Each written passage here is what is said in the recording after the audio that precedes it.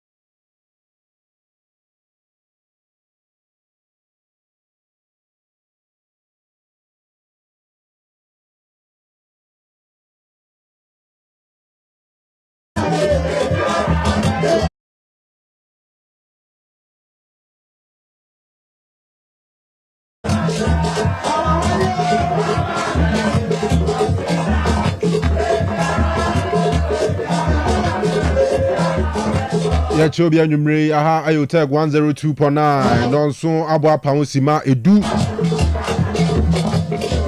Emrason for Royal Sports Juma de twa to na otwi mu de twa to bosumi mu. And then the final day of October 2025. Nyame admo na yura November. And here na 1st November you will be a happy new month in advance. And you may so yedin chianam Adam Wase say Mwasa joining here for another edition of Royal Sports Live Otec 102.9. Samra kopim 10 p.m. Yabwa stories are no ba.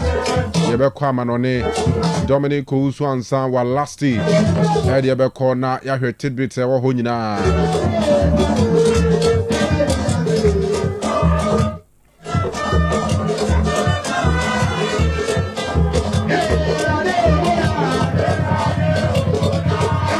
Enti de tiene se unyi wa fidie no emfri ha.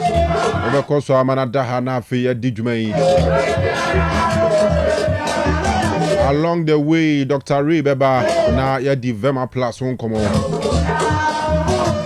Enwechi so Kofi Labi the governor. Awa Dimonza na afi set of Ray champions Candy ene Ashanti Gold 04 team no ekwa we. Police National akinse Coswo Tubastro Tefno so Kaswa. And Ghana Premier League akinse Bako Ekoso Betim Frimpong Manso born the first game as coach of Nations FC. Wakotrin draw El Betim. Nyame admo china akinse Bako Bebaso na fidia kan nyina tiegu Nyame admo Sunday. Now the last fixture no abaso on Monday.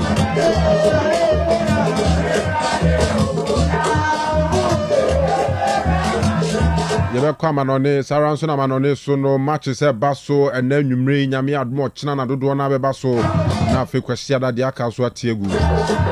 Na ba kumienu miensa bi ebekam no Nyame admo adwoada eno so atumi ahwiegu. Enti de teno no eba bedwundwun ni nyina ho. Enye fidie ni mfri a Samira kopim 10 Royal Sports Live Otec 102.9 so ena wasugu a uti no. Ye from Osei Akoto Kanu Sikapani Uji Maradona Dominic Ousu ansa wa lasti Awa Dimonza ena afi so Kofi Labi the governor set of Ray champions as Candy su techrenya asem ketwa ti yem kwama no nimra ye ba na didi aka na to am so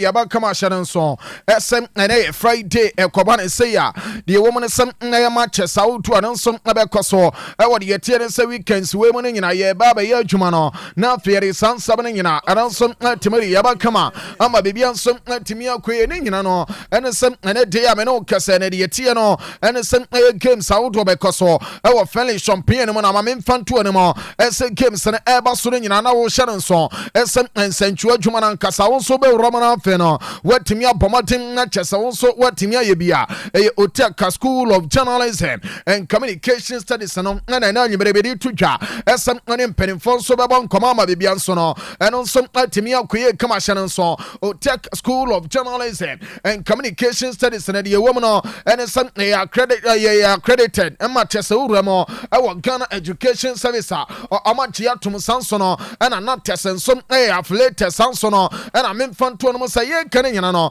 na chesam owia ye ma diploma in media studies and afi journalism mama ne ma nyina no timia koso kama internal nyebere me no kasa no o temenka qualification no say ya wasi ana se SSC no o qualify obetimi aba school ni be sanso no ana monso a moye de yete se A level for no monso mobetimi aba mature students a mo pro 25 years kuma ne mo nyina Otec School of Journalism and Communication Studies ana medi tudwa esem o pana fe yetimi ateteo ama bebia nso atimi akoye ba bia wo pia no o faka na fe wase de yete ne sa Dr. Mensa o de wo pa ba modern na fe no be ba total wo Dr. Mensa no o ko busa o pass one se taxi rank no amonso abechiro ama chese ne nyina eno nso atimi akoye wa bra wonso no o pomade na chese wo wramo ama ne nyina eno nso atimi akoye no me ba cho wan kasa nso obetimi aye adwuma no wa bra o fa taxi na o baba betu anasem aye driver no e ba betu Otec anim wono no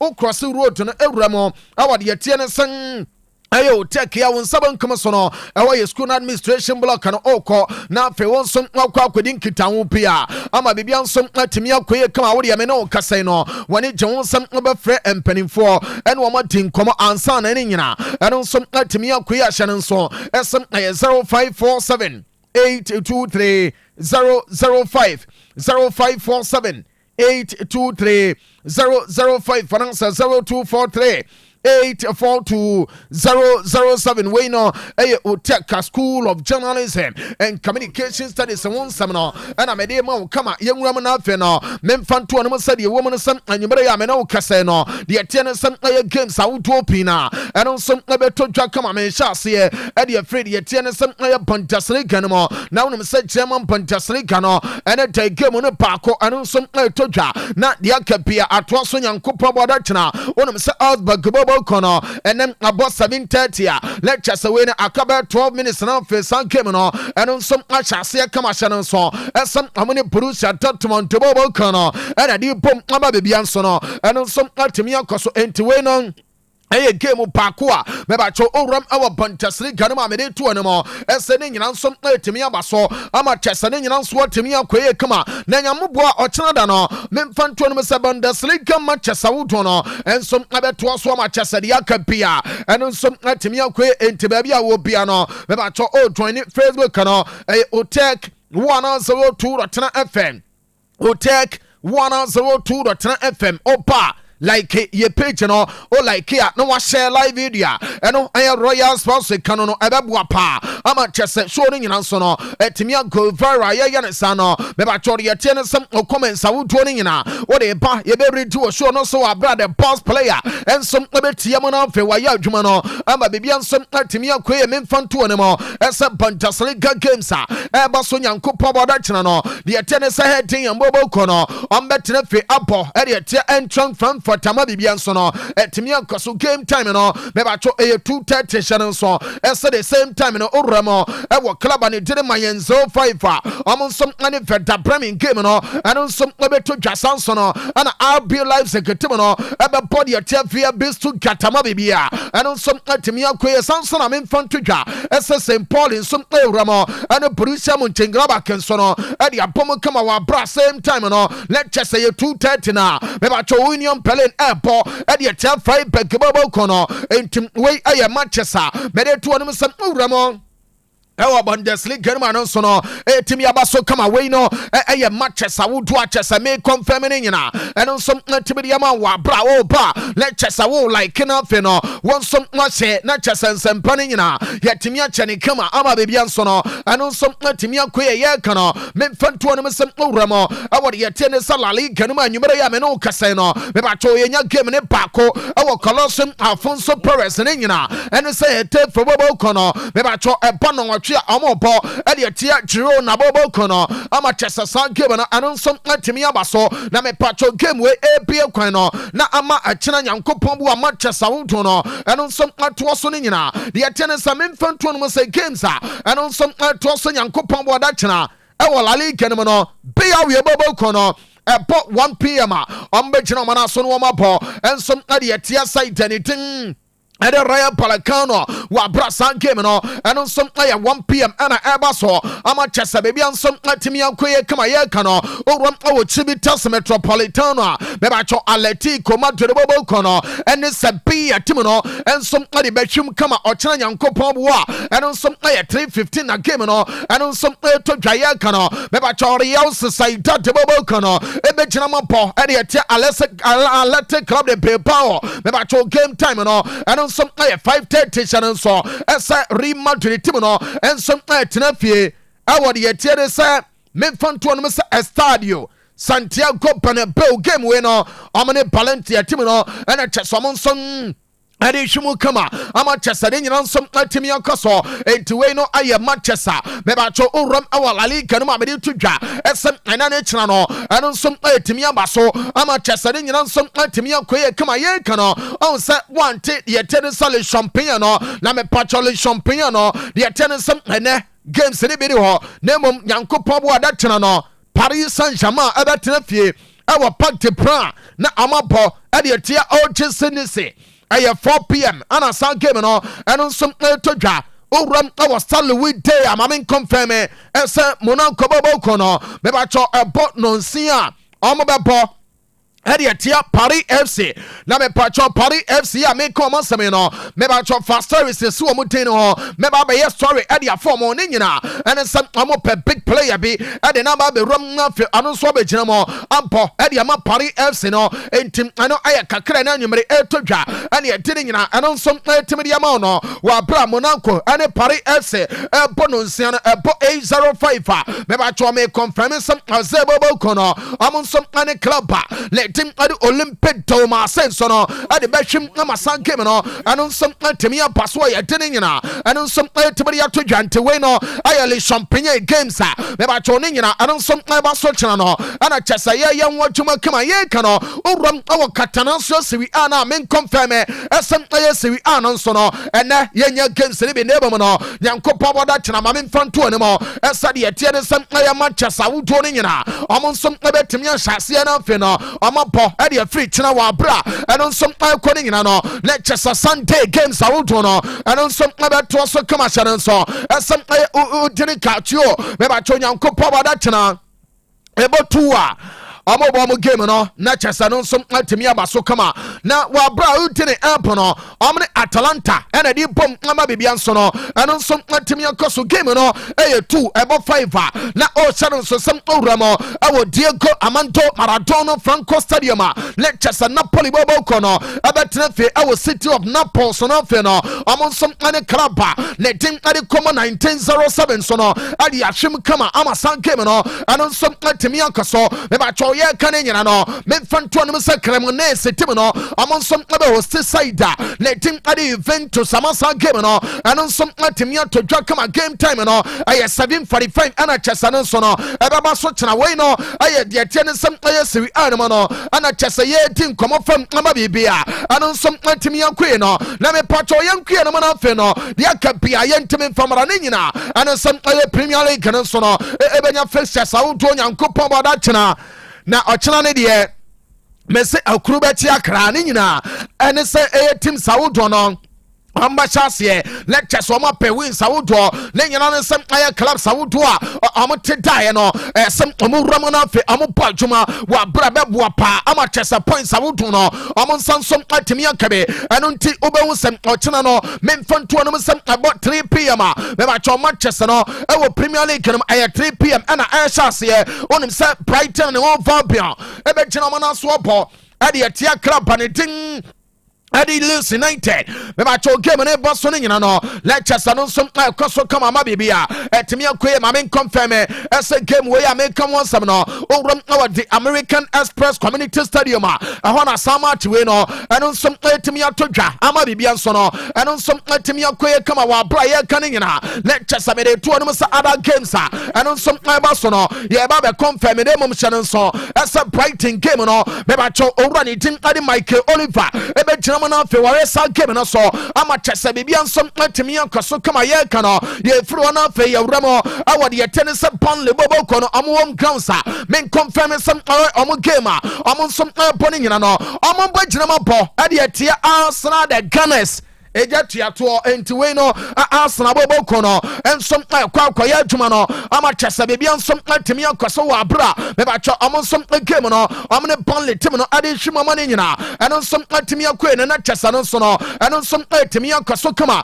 na mamen fanto no san Arsenal so no ebo adiatia Burnley our Burnley omo home ground so no me confirm say Uramo our Crystal Palace me ba cho omo de ane de omo ne Brentford the Bees and I did him game no I 3 and a chasano so etimi atodwa me ba cho Rasa gamer me ba cho Police Airport and the tia Brentford the Beast national so SSL was park and a game no and some etimi atodwa already ten and Peter Banks of England no and a chasa all kwa jinamo ayes adwuma no amane nyina and some etimi aboso kama ye kano me ba cho na chasano some akaso no owram our Craven Cottage me ba cho Fulham bobo kono e be jiram na fe amoso game no ama yuoma no kama ne nyina ene sam amne wolves team no so no ebe chia yam so ama chesa san game no ene som atimi abaso kama game time no aye 3 ena sama che no ene som atimi atodwa enti we aye side ne tin ade Fulham ene wolves no ana ye ye nwodwuma wie no na me pacho uramo awo the City Ground Stadium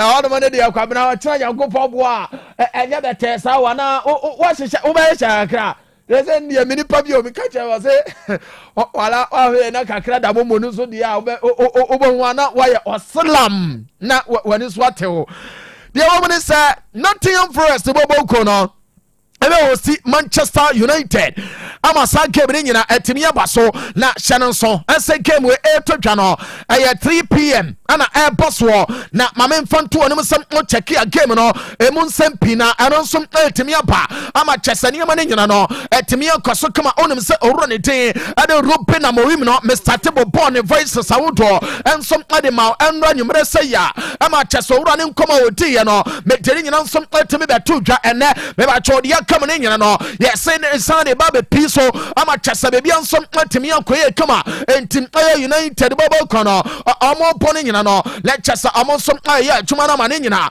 etimi akoso kama join the Facebook no Otec 102.9FM Otec 102.9FM oba like ye page no o like ye page na share live video Royal Sports with Kanu no ebabua pa ama chese ne nyina nso no etimi akoso kama comments awodo wo de to ye be ready YouTube no aye Otec Sports memfanto ne wasa Nottingham na Manchester no already dey Darren England ebe jenamo a center referee ebe ama game no ama chese bebi ansom atemi akoye wa bra ye guso ye din komo Premier League ne mo ne nyina let chese all challenge so asa de woman sam aye ensam foforo no men confirm say big game betodwa de tennis yankopo boda chena ne nyina ene sam about 5:30 me ba tournament pebobo kono ebe jenamo po ede tie Chelsea the Blues ama bebi anso no ene som atemi akoso enti world champions ochena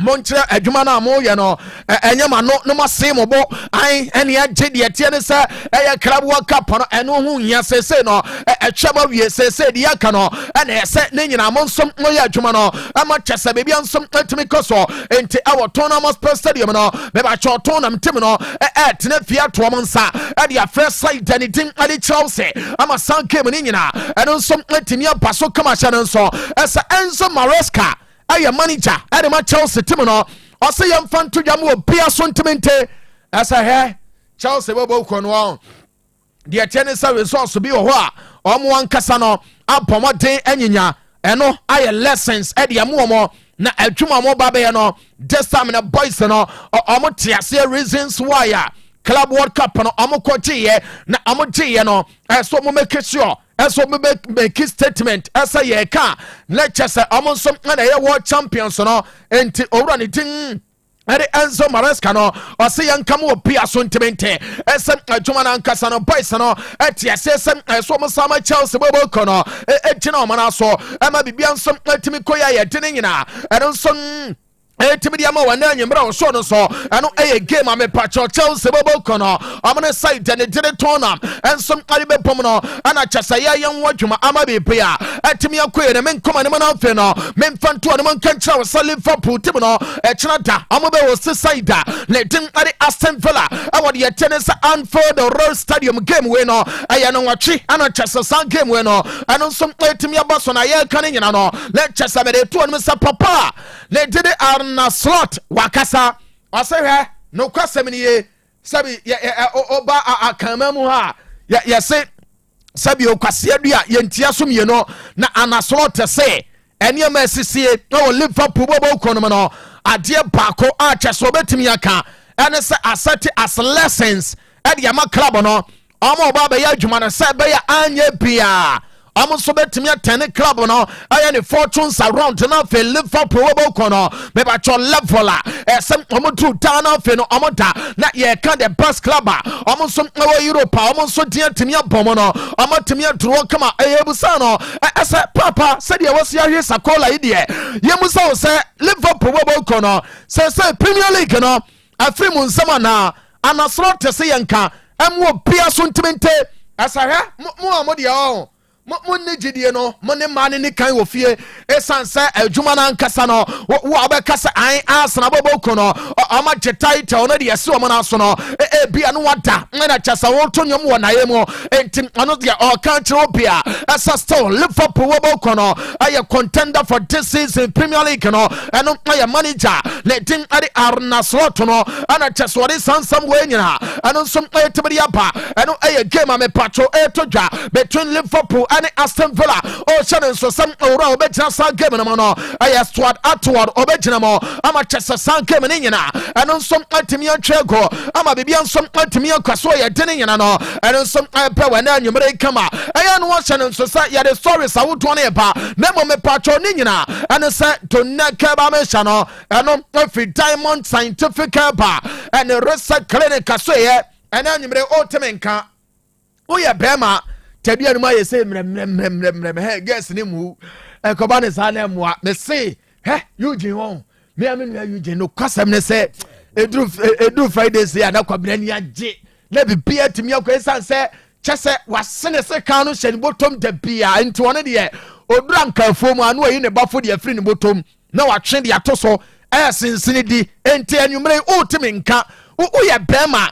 what is sika yɛ ɔban wa deɛ ne mu ɔba ne mu woman is sika bia wo wiase he ultimi kɔ China more ɛkɔ deɛ tie ne sɛ ɛhefa baabi ahye yi ne mɛkɔ mu nyina kɔ yi deɛ ɔpɛ ɛde brɛ no still ɔba yi kasa yɛ akyew no ɔkɔ woyɛ yɛ no watwe afa so he enkoye mesrɛ wo enkoye sɛ yɛ mu bi paa deɛ ɔba bɛtwe afa yɛ so deɛ ala kiaye me kame kyerɛ plane entini donne kara me chano every Diamond Scientific ba and research clinic komodi aba we anya dura me ba chone board ne bra Otec FM ha ukuta tete Ghana on sabe kame na wanom odi atoba ko na nom hwe utrai na nya bra na be ka kyem sawala wa bro no anyeme me ankasa eye over 1 year ana yatena abon dawro eye toneka ba mesha ne nyina ne nsem adrowe no eye mesha of the moment onum bia tadua no me se ebefa ne ntoma pefra de bia no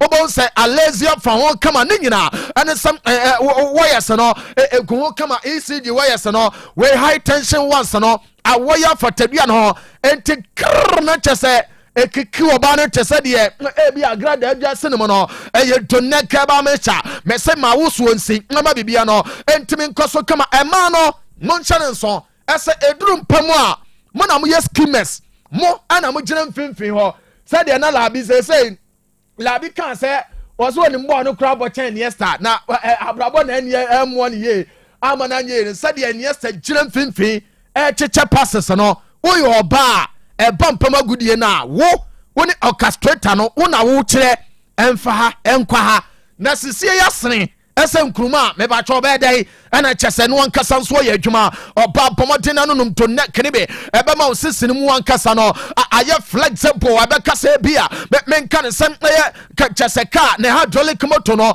aye adwuma ye ne twisted ten ekotre betrechim na chese ni fa bankum no ano nso aye adwuma ne nyina aye to ne ka ba me cha oba no no mbe ebe buo ma chese skin no etimi etoso ne nyina ne sa otena wia so eton ne ma che no ebe ma skin na ye basa enfredwa enfama entim amema ne de skin na nkasa the air lighting up no eno ne pepa entunum to ne kenibia ebebua ma bebia nso otimi ankaso oyi oba uginaja ho ensom anu aduane na sa oyi adwuma cha onunum to ne kenibia ebebua ma circulation ne nyina no eno nsom atimi ankaso sanso no ana ema na meba cho sese machi sade ne nyina atwe ba beguma furum enkane ne pa no usi so na chese form ye ka wo ane yade wo ya chese susudua ade ma gas awdo sese no eto no ayese miau be kase krama bato mesrew oba o pese puniye emu nchiche ya eye doneke ba mesha numbi ebe na ne sade na ewo wafunu no na san twe kwa akire na ahyehye kama shape no yayi onkofa krom emobi me kasa mo dia mo ntwom ho ne yamra na pade papa rade ye kire de na monim wo sa na oba wani wu entinum to ne kenebe ebe boa ma ne yama ne nyina no etimi akoso kama ba bi tonton no bia obenya to ne ke ba me hyene ensom etimi ato sanso na hyene nso esa wo de on pese obekwa akona ntemo nteno so ama chasa wo na mabua obeba ma den aba Otec fanfidie mu ha to ne ke no dodo bia ope no on sansom ebetimi aka wo de hyene nso esa doctors ye to ne ke ba mesa no hono mo ne yare sabia enti yare be na daw so ko no mo ne wadi nkomo ana saudi o frɛ omo wo kyerɛkyerɛ yare no mo kyerɛ omo a sa aban bi no omo kyerɛ o amo akote e de account de hye na en 10 no omo kyerɛ 0246 727 677 0246 727 677 ana 0249 208 252 0249 208 252 we no aya de tie ne se aya Diamond Scientific Bar and Research Clinic na na nwumere medin sam ne nyina eno nsom afri o maso ye eno nsom etimi aba ama chese bebia nso no eno nsom atimi akoe ne ye akoe ne mana mfe no ya bama de pia so le chese ya wrem awa amana ne ya de nyina ene se flight ya de koe na nwumere no aya flight number 102 na ye ntuni enwura mo awode ye tie ne sem aya England na mfe no ye ni nkoma ne nyina emfamfiri wa kama ne nyina ene se ma se afia ha ya ana me baba ya story ne dem say uramo e wo Premier League na so ya me ba cho omon kasa na baba ka say no anya de say omo baba ya omo be kan say an Premier League no be a Boxing Day ye bo ya no pa ye wi na chese we tua so na afia nwumere we nso no esi so kama almost this time no na chese hawa me ba cho fixtures awudo no eno nso atimi apale up our chese players awudo no omo asoye ana fe clubs awudo no asoye no omo risque boys ni nyina derby enti omo ye omo adwene as a Boxing Day no game ba kope eno omo de ba na me patcho game asese Premier League no omo sanction say Boxing Day eno aye 26 December ento dwano aye Manchester United and Newcastle na me say kwabra Premier League for no omo say Kumasi Sasena sa adwene no mu didi ho say Manchester form na eba enkakra kreba enti ayede ya enru hono no lecture se enkrofo so behwe enti Premier League no omo fix it the tennis Manchester and Newcastle ade ahye boxing day ne channel so ase game ne ebeto dwa aye 8 p.m. GMT enti Ghana time no eho ana ne nyina ano nso ebetimi akoso ye de ne nyina no ano nso etimi ato dwa ano aye kakra na nyimre eba ane ye de ne nyina anso etimi ma no na de metie ne sa yase Premier League clubs awodo no Manchester aka ne nyina no ebeba so eno aye Saturday 27th and 28th December ano aye Saturday and Sunday enti ba ko pe and a Friday no just a boxing day ni no almost some betimi abo ano aye de tennis free Premier League no almost some aso ye air buy tin na and some betimi atodwa na me Pacho United one no ana ye ne nkoman tentem na fe no ye nko de tennis Joshua Zagzi oh mama ni mfoni na akwara no one azel vessel de me sure say omo no so obi antu omofo esetri nwi no omo nkotwa ujina park ne so na utri na ayete sa parachute na chesa hwiu ahoko beba choose exist say no playing time aye dinama no eso we ansem de metie and say boy ne say hey January de waka chropia say January pa beba na wono esane ho na fe ye close winter transfer window no enye ye da Manchester no ono mbewie no akọ ne nyina ne say ono oh no bon wo pebia bo enye say bia sika wo je ena ye nanije ana say bia ono ankasa no ope na emom no say obenya bon ni bi etimi abon no eno na hia no enti Joshua Zexi memfanto no say reports ana nyemre me gada ena say boy no yes one ne entourage ne nyina ayo ba jere say yankopon bo January no amonsom ebe free Manchester say eye loan ena United de ne kro ana say bia omoton no permanent no boy ne say on fa ne de nyina no ene say one de odan ese ne maame awo nature so no so no all friend said in eno eh Joshua Zagzi o da screen no so no na wonsam ane ade ma wana nwumre wo show no so no me ba cho United bobo ko no nwumre de men say kan say uramo our player ne din and Lucas Paqueta mababeka asem aye boy we na nkasa no United so no penalty na pa anye bia ono so abebo mo wa bra aye players awudo e be free Manchester ababo afcon ni be eno na me fanto no say United no yes Zagzi kono na Paqueta ba be shem ne nyane sa Manchester yo amadwene as a player ne day and Lucas Paqueta no enye sama ana omo be kwa kope no na mom aya winter transfer window aka be bosome mienu na bie no ehwa na chese omo de omo pe no na fe ono nsom aba be tejuma no ama be bia nsom akoya ye tene nyina eno nso tebedi atodwa na me Pacho Galatasaray Sport Colombo awo Turkey omo bo Turkish Super League ni be the men say kan na nyumre ne say United midfielder and it did Manuel Ugarte yes say Galafo no and Manchester di nkomo ese anye pia loan he mo mfa ne maye player ni yahu say mo mfa ne nya hwe ne chese already what wasa enti no say Ugarte ba ebe boa de tene say Galabobo kono ama de men say kan say omo de adia ye fe say initial loan deal ana de ba na omo say player ne ba lectures and motin body nyina eno some so ni a omo de tene say option to buy no ano aye 25 million euros be shemo na omo tua e de ama United bobo kono ano aye kakra na nyimre etodwa ana chese ade ne nyina so no ano some etimidia ba na o me Brian Mbomo near the nkomo yes player of the moment no Brian Mbomo no Cameroon ya brantie no na unia de na pompam ne sakora no masa ogina wa and be 50 years won susu ni mfie no Manchester kwa san boy we he Mrs. social media no so said the Crawford truly United no na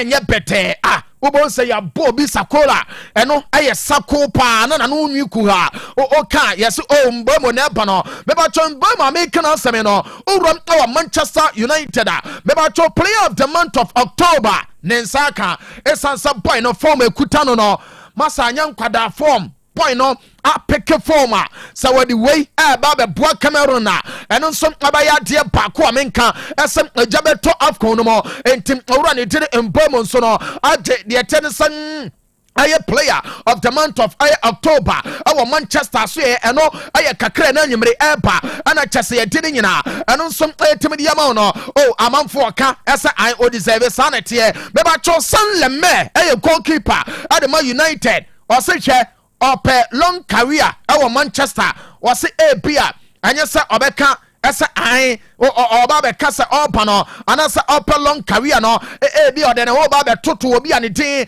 achesem Peter Schmeichel mo ani Edwin van der Sar ana fe David De Gea mo nemom ono oye San Lemme woba no na brabo ene oba be bo ewiase no yese obi sawasa ochia de pa ento no ono ankasa nsom apesa ofa kwan a le chese bebu no na fe no adwuma ni nyina ono nsom atimi aye awode ye tede say United bobo kono mo eno aye ensem kakra eno nsom etodwa na me pacho enumrei de amowi de so no wase muda awo camp no aye great de obetimi aka anesa o check ya pressure no awo United so ni nyina ne sa o starte ewi ni Manchester obia epesa wo ka ho na mom no sebe ya mbebenteni sa level no eno aya de bako a aya na hia na mom ade bako na ni agye esa ni players ni nyina no aya prepared game edom ni mo no omo nsem game no anu wo hye na mom no omo ya prepared a omo nkasa nsom aya confidence sam omba ya adwuma no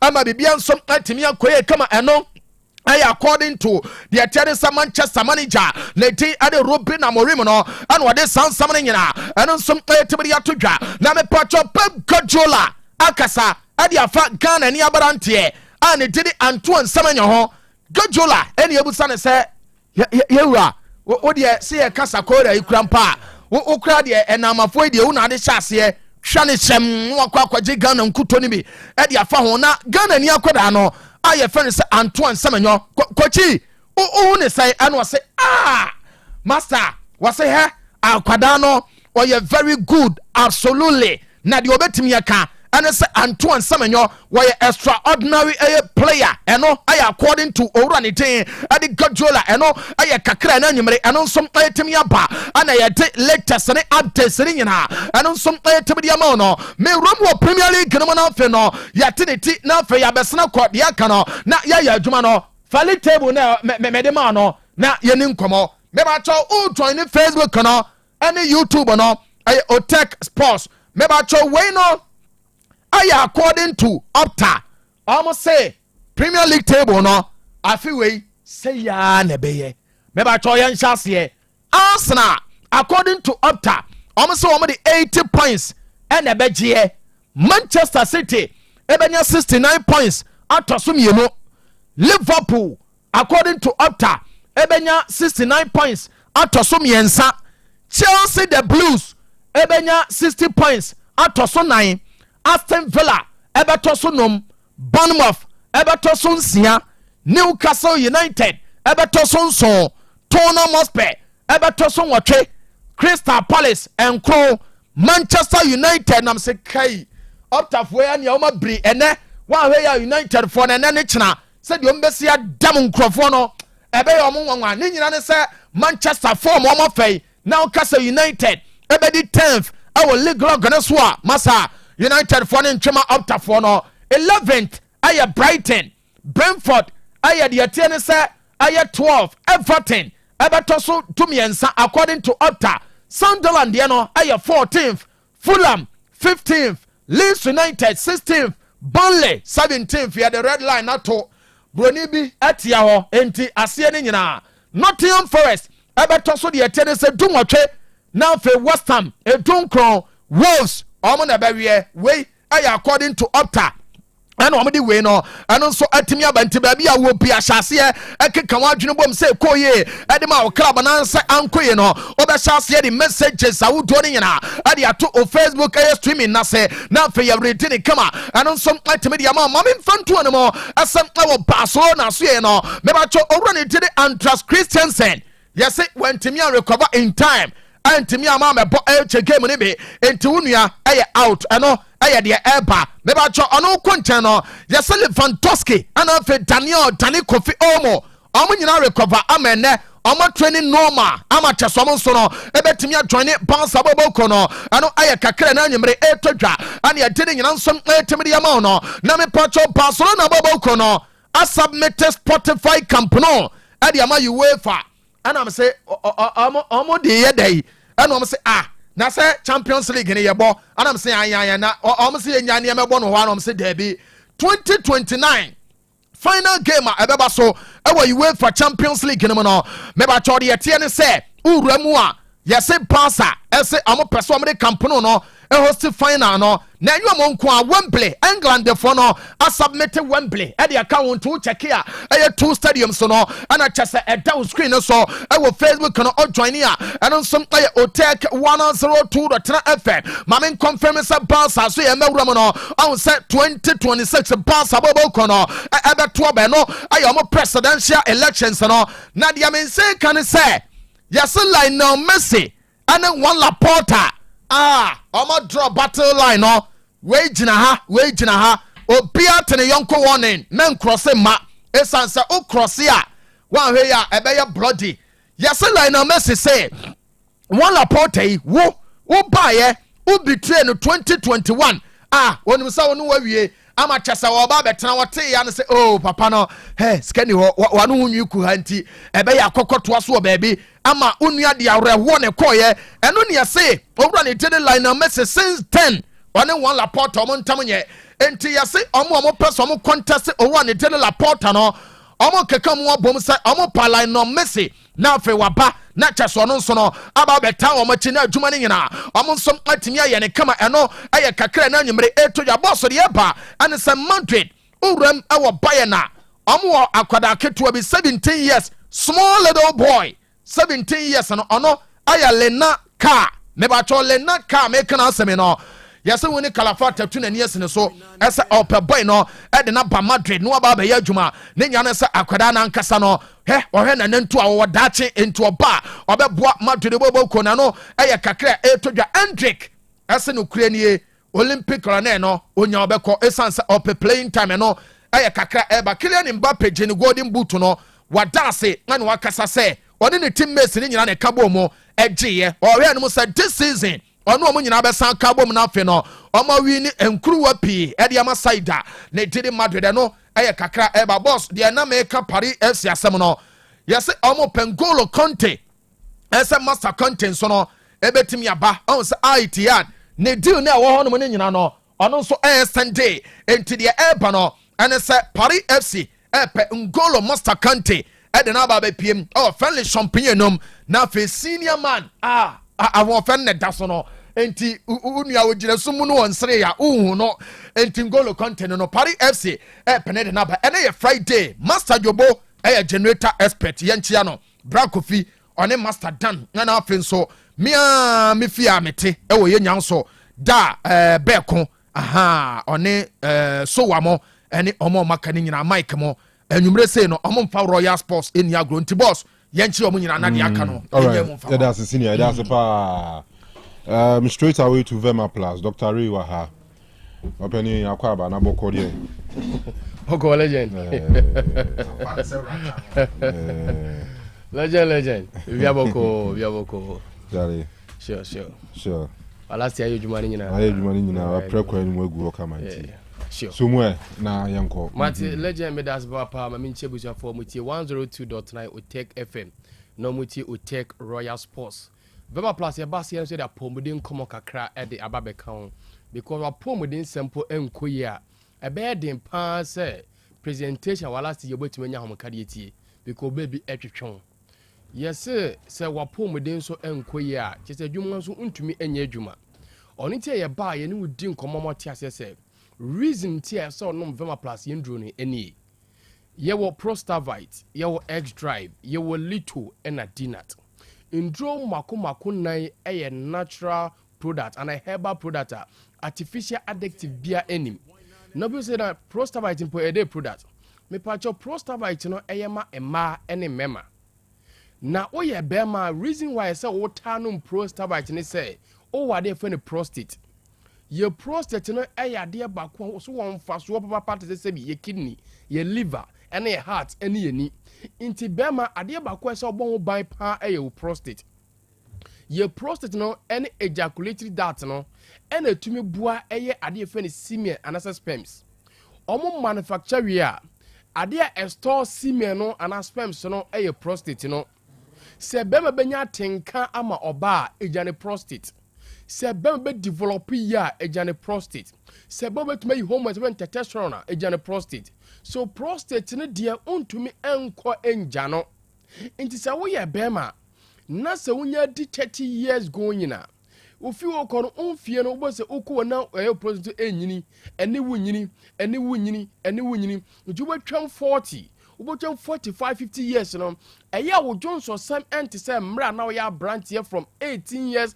to 30 years no wo say Johnson kan wa eya ya obi edi ekire Johnson kan no wan kan wo pe na sabi o Johnson egu ho Johnson kan na Johnson a eya na mu apai mienu empo omo ni no say oh chale ene me wo a me wo entafo ni nyina as a result of prostate enlargement ene kofa sa won ede eba ebi mu di adanse se edua na jo muntumi enda omba Johnson sa ansa na de achi bema kodu sa level na hu so o prostate no sabi aye kese aye inflamed na aye kese no ha ade e fe ne bladder no so affect na aka urethra oninte wonya sa ha no ewo Johnson sam no na mepacha so wanyo hu adura na wanum adura fe ne prostavite capsules a ebedu baby no doctor for beka say nurse for beka papa level na ade na kodu no only solution for na se be catheter ewo bememu na me bibisa say strong po edenum drinks yi se bi so for bema na sa wo fast to so udi chema pensa se bi obete kra nya agro nti why se ba allow ho mabukodi sam pempen so be insert sa tube no ewo bemem anaso lower abdomen ye pia kokko wo blood mu ansa na sebi wetumi ajonso bema bia kodu sa level na sebi na odu owuo ene nkwankwanta mebebre wono ma ye shomo kata wi asebi ontumi sindada mu biem bikonya insert pe na nguase aba na wo mema sem so no sebi na aban age oni tia meni wudi nkomo se 21st century ne wono enkodu sam pempenso no uhia prostavite capsules ebu Johnson ne sebi enkadi echere bompa na Johnson won kabia enkoye sebi Johnson de enti se ensuo but o Johnson na ebompa eye how honom uhia prostavite enobati kidney stones eye bladder stones ni nyina as a result untumi empty wo bladder no fully na wo kidney wo liver no entumi ensone eye thousand so ye no oni ntia kofa sa wo na ede eba onom prostavite capsules a etu sa na se ede fi infections ebe call bememu ebe call prostate mu akofa prostate cancer akofa prostatitis akofa prostate enlargement no bema bia no prostavite eboa no eyi sa ha no ede fi sanso na gonorrhea syphilis yare ba ko a ene atiate sepa emrante bebro yi mrante tangina wa mu 6 or 5 ewo gono either gono or syphilis so na man so sa because from the age of 18 to 25 no ayom sexually active empema good year very strong omutumi yapa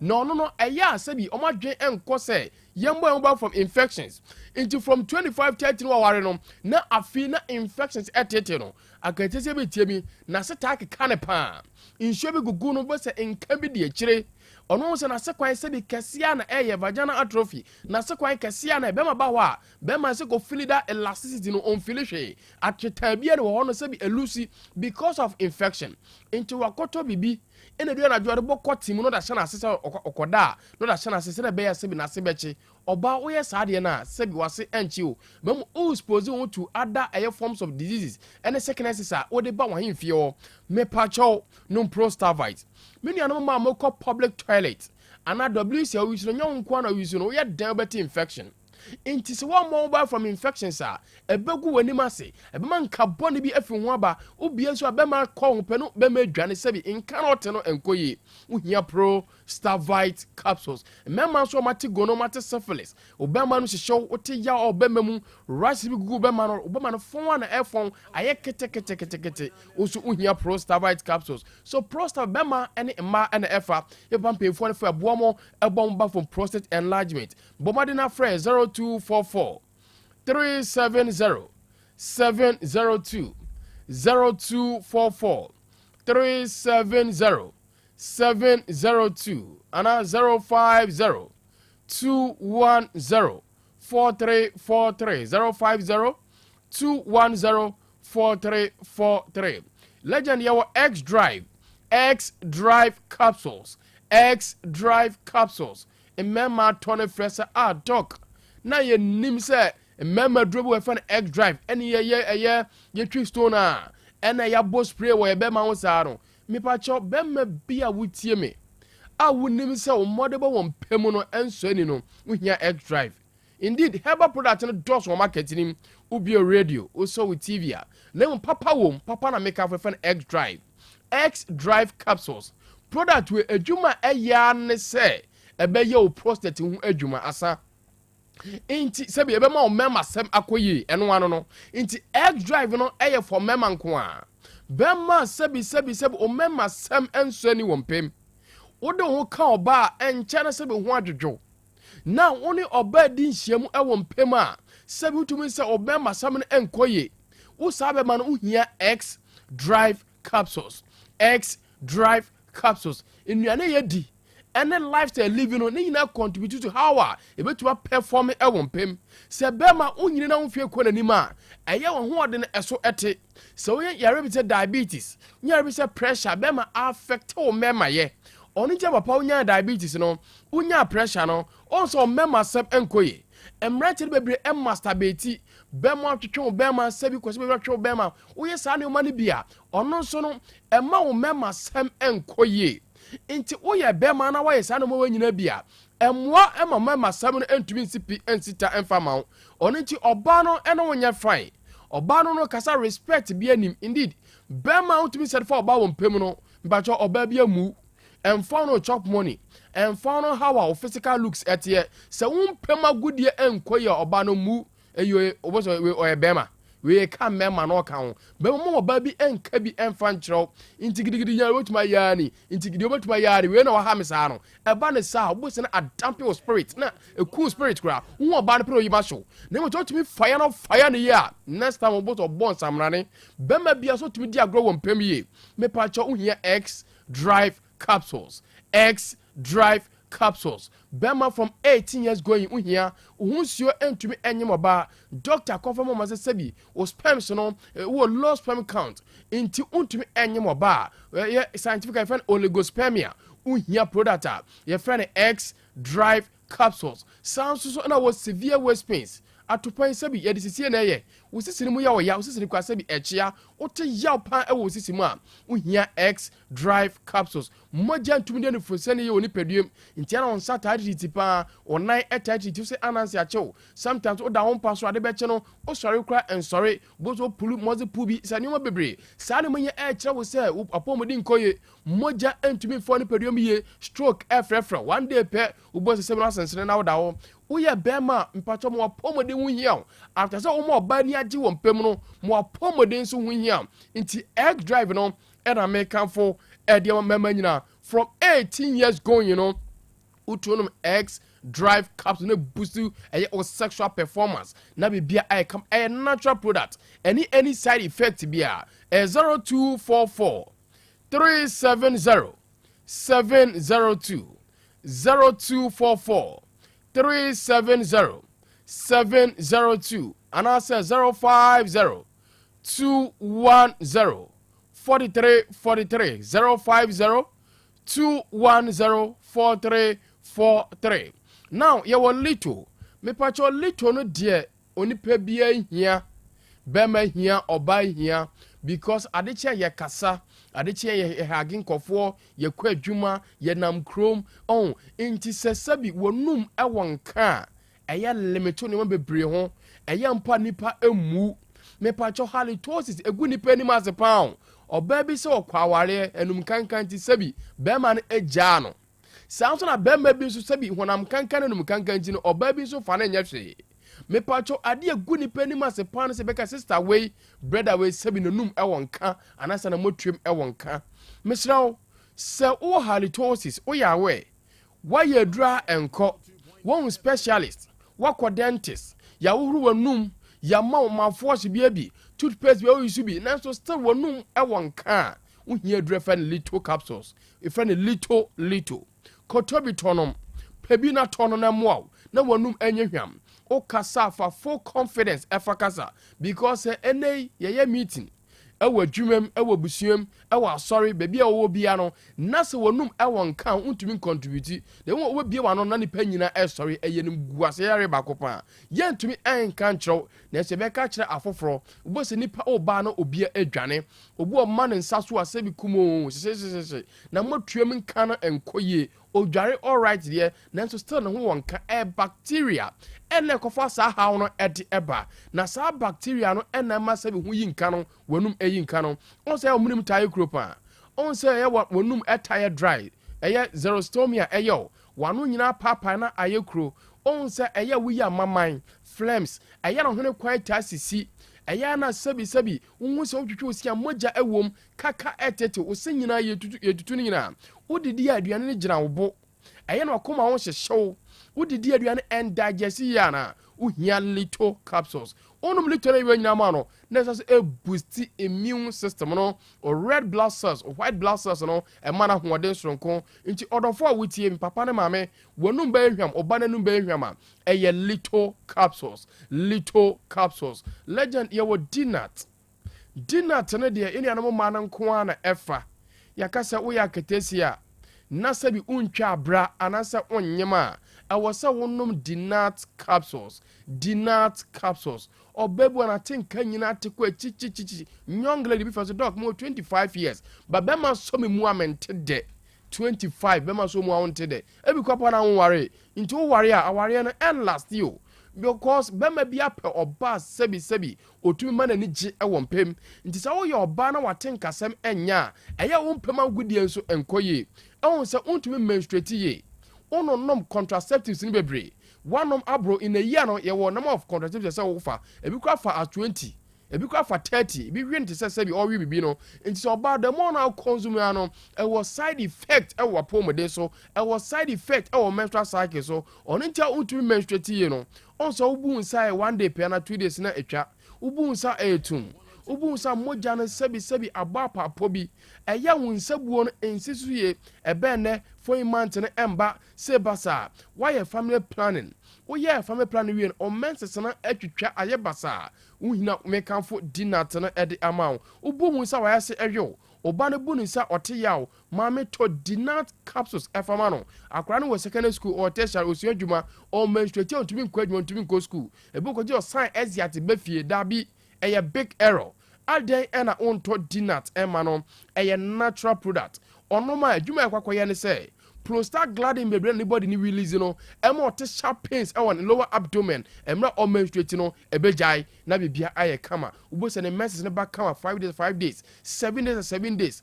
na ne maye enso akoye na yimfi wo ayehwam aya me kaze mema flavor ye panel aye strawberry anase banana flavor dise wo de ne sabi ayimfi wo no enkoye na nkabi wo ho a on se moja e wonka ti sabi moja na fi wo ba na eja nkabi e ho nom ti wo no maduro be cleanser in Kanu to fi na fi wa de bia nkabi e wa ayimfi wo oni ti asa onum dinat capsules ne to assign check pa enso da ma bibia aye kama nti ndro makoma na ebon debre we eye product a ewo dwama so a oba 5 no bema so efe eboa no wo ye bema me say koto prostavite infections prostate issues onum prostavite capsules oba infections how johnson how oba wedi abro 10 years oda ojonso waye junso krobo 15 years 20 years oda ojonso ohia prostavite emema maye mbere wompem enem wompese mpega mmema sam no eye X drive capsules wonum wonka motuom wonka eye little fichikom how bia no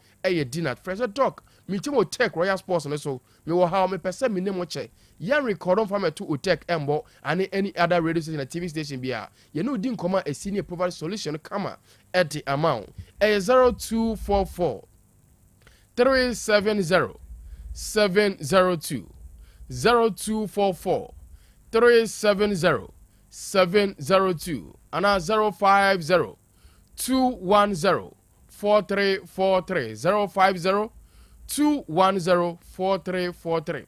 Herbal shop for my Sobian Prostavite capsules X drive little any dinat available papa el honum. All right. Senior, that's it. Legend, that's it. That's it. For Vema Plus, as well, na ye koye no. The tiene say Vema Plus on commodity and straight and direct. So what I say, enti yen koye ni mwe. Enyelia me abwano ji kogbo.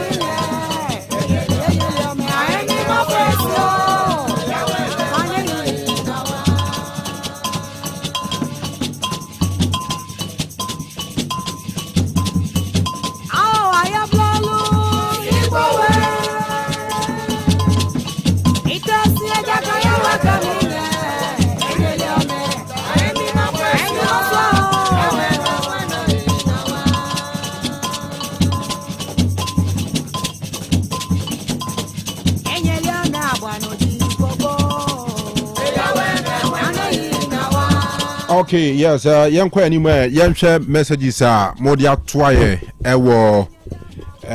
social media platforms are how do I streaming show also. Now, Facebook messages in any way from Anane of Kunsukojo Crew say watching you live. Tomorrow, my darling club Arsenal will surely massacre Burnley by 3-0. The Gunners, Young Konkwa. Oyibo Boateng from neighboring he was say watching you live. Wishing Kotoko all the best as we play against Karela United on Sunday. Fabulous. Still the greatest. Oyibo Boateng Diano.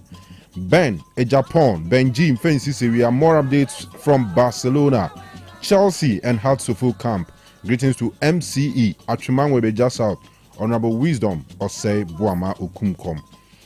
Kwame Ajiman, my name is Reverend Anna Kwame Ajiman from Holy Go Divine Action Ministries. Osei Akoto, you are my king in sports.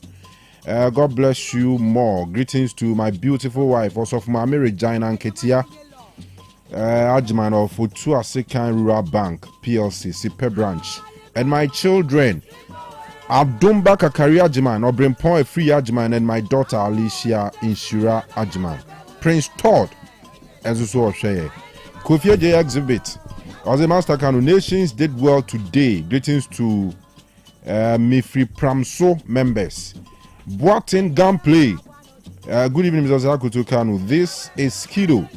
I'm enjoying at Konfanoche Teaching Hospital, the cardiothoracic unit. Keep up the great work. All right, Skido, lady, I don't know. Abna Yabuha, dedicate the show to my husband, Elephant, inside of Boasi BDSO. Okay. Ura Kwame Jomfo from Apimenim Kokoben, wishing all United players well. And my guess, we can win. PR, okay. Abba Zakari, was it good evening to you all for the best sports. Keep it up. Dr. Madison, or say Odowala more fire. Watching live from Atonsu. All right, Madison, Dr. Madison, a student of Otec School. Nana J, or say Ken is the man we trust. Ken Beno. Hey, politics for now. Hey. Canadian Japan. Watching live from Fiyase, Hala Madrid. I know Isaac Chum. Rich Carter, I say good evening. I'm watching you live from Tafo. Wepaka Setumin. To follow you. Starboy watching live from Ahafumim Airport. Opoku Mensa, our last you are too much. Yaosebe Amekoma Himfie Gospel Baba Shot. Opposite Kandahar Sport Amekum. Osea Santiago got 3, Karela 1. Pedroa, Madina Cruz or say any update from Chelsea the Blues? All right, well, I'll see them out of that. Kofi Ajiman Blackman, good evening. Watching you live inside Pig Farm in Accra. Okay, I know your messages need on the way from Danny Boy GH. Also a share from Anloga Junction. Good, great show. All right, Escobar Jr. watching live from Berlin. Greetings to you guys and my wife Sikadipa. Okay. We also good evening. The legendary Kanu. I'm really enjoying the Krobo song you played on yesterday's evening sports show. Okay, Boatin Bismarck. Hey, and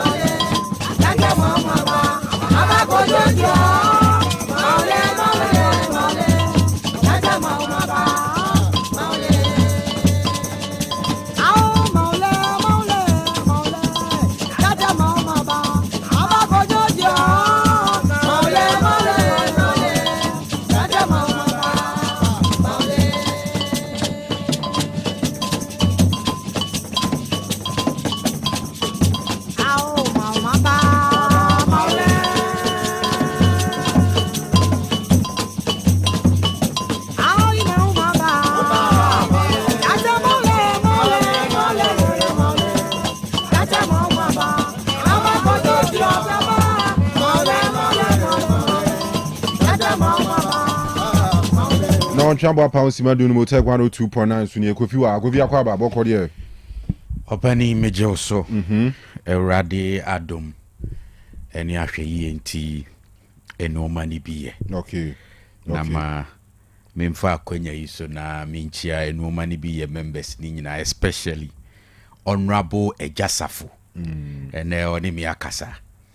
Na Honorable Ejasafo si ne office wono. When ya 3 additional members, as you see, your mabeka, no money be ebusia ku ne hundia mo makwaba, and the journey continues. You see, dear Kikaku, and ya no money be a CEO, and ya na Honorable Ejasafo be compete clip for Chiba for Junior, no wabeji CEO Jumano. But I mean, he's been good so far. But common sense, bet judge case in favor of your Tigana, but you can't be in the US and tell us and your money being yet.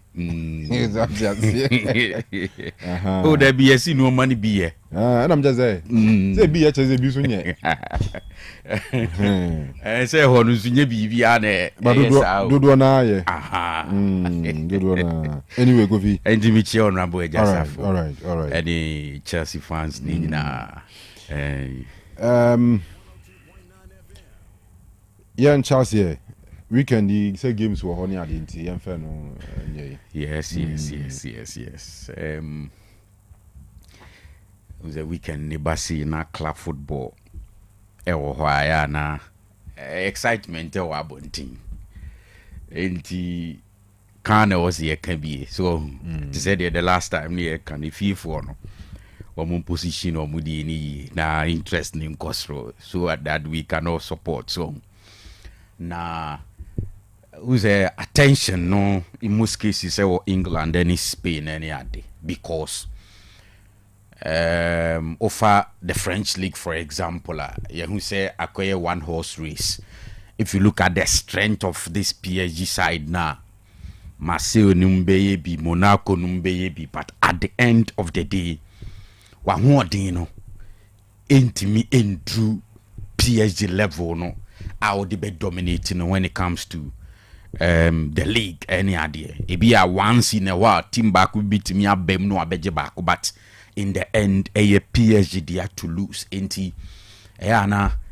Do baby focus nin shedeni ho same thing Germany I've always said say adding for any of the teams in the Bundesliga say ombeba J title no every Vincent company in the side ninsem. So if you check the Bundesliga for example this weekend can we enter match day 9 as we speak. Dortmund ball away to Augsburg and Seulgrass take lead ni for Dortmund. Say if we say another Dortmund for 3 points now, or beba 20 points. That will be a point around.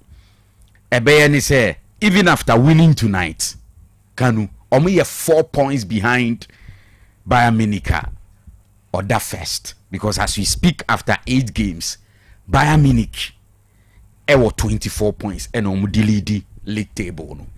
Inti Clifford Cheba for junior mutim no oma ho den no wo Germany ho no eso chen others no. For example, this weekend Bayern Munich ebebo at home to Leverkusen.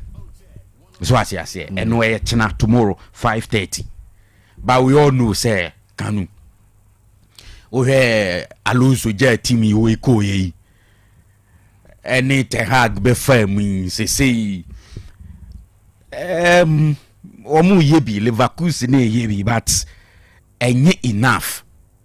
And Kasper German they are trying no best, but oma ho dey na menye sure say ahode adum pempen so say ebetimi akọ Allianz Arena na akotwe afa Bayern Munich so this weekend. So what is likely to happen ewo Bundesliga ni mu say ebewie match day 9 no Bayern points no likely say be jumping from 24 akọ 27, because for me China at home against Leverkusen, they have everything and they are really on fire. Can you imagine say Kanu after 8 games now Bayern Munich in the league no omun lusubi omun drobi, they've won all the 8 games. The man who are doing too much for Leverkusen to face H90 again. Sanebeye Bayern be dominating. Maybe the other Liga also with the arrival of Antonio Conte, anyhow competitive from last season Eba Napoli and so akoye nintino. So again I say I difficult to predict which side and likely Safi Obeje, because CCA Milan will race him, okay, Inter will race him, Napoli will race him. So as you see, but this weekend, so here Syria are fixtures now. Echina see Antonio Conte side no at home ebebo against Fabregas side no, and we all know say Como CCA no, very difficult. So what you say, yes, in the last game they drew, but even before that, I remember say almost Juventus shockingly by 2-0. Around that time, I saw say na Nico pass no money idea they were playing so, and the Fabregas side near good. Even though Conte and in the Napoli side no may move into this game as the side of my favorite. So as you see, but with the form of Como and how they are playing, you know, on any day, Ubeshe game we say one of those difficult games are Napoli, Ebebo, and it looks tricky, even though I'm your favorite. I think maybe one other game maybe Toga was good there to them this weekend, ebe on Sunday. Sunday when AC Milan ebe facing Gasperini's side, Roma. And one say, we share Roma side now. Last season, it wasn't that bad. Only competitive to some extent. But Gasperini switching from Atlanta, Eba Roma, Kanu. One thing that you can clearly state, say, so on 4 munko when level na sonti, and of course, clearly you can see that anymudie or the Omakobi. So what you see, as we speak, uko checking league table now. Me krami bubo teams are omo race ni mono. Me refi Roma. Roma is second on the league table now, moving into match day 10. Roma ewo same points as Napoli. So at yes, you be our 25 points after 9 games. Enti Gasperini Nsuama say Roma so who you kakra, because they are in the race as we speak. You give it to them second on the league table, same points as the league leader Napoli. It be a Napoli advantage all weekend. Ni say as we speak, Milan so improve kakra under Allegri. And he say Gasperini the Roma side ni kwaku face Milan at home. Milan able fear. It is always a difficult task. So as you ena Napoli any Antonio Conte so able at home, maybe home advantage. But in the end, a honso to say the American chassis no. so far it's difficult to predict because a lot of the teams no aba race nima it looks like obi a bo so well near there, especially ebi mun so what engagement ewo Europe near there. Now my dynamics nasisa nti we'll see, but the attention is always on the Premier League. Na echena say there a number of games ebe so, but unse bi ohon mo a na ehonsem can be different from others. For example, say Arsenal air travel akobo against Burnley. Yes, Burnley it me stubborn. So as you see this season omunye gidi, but on a very good day they can disturb you. Ebi eno nebema obeka ho asem kakra, but senye no a look at Arsenal form say look at how they are playing and how they input for them to concede. You predict that game in favor of Arsenal. So as you see. But that game near Bebaso, the new Tottenham Hotspur Stadium hon. And Spurs Chelsea and hunsem no ABB o kakra. Na Madrid yem say so far last season. Now they better to this season who are enormous assassin. And enormous assassin. Amasisiano Spurs moving into this game. Senya say enormous assassin and Kanu. Now say check it last 2 seasons in terms of Premier League encounters between Chelsea and Spurs. Whether it was Stamford Bridge and I say Spurs home now. Spurs is yet to even pick 1 point. Last season, Chelsea and a double. Last 2 seasons, Chelsea and a double. But of course, who's the last season? They said they not make us a no Sano and a Postecoglou. You name him say, na Spurs side no very weak. Adia omode pata omo fans no the Europa League title eventually. Omo free Manchester United in sem. Enunti ena kan yewie season no. Even though Spurs we need the Europa League, but they had to part ways with their manager Postecoglou. And in the league, no, it was just the Europa League. And now, Oma switch from Postecoglou about Thomas Frank.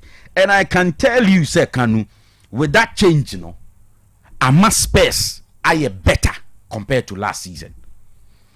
And why I say they are better, and yet just based on Bona or Mabami who so far no any the likes of Kudus more addition the abre or Munkwao.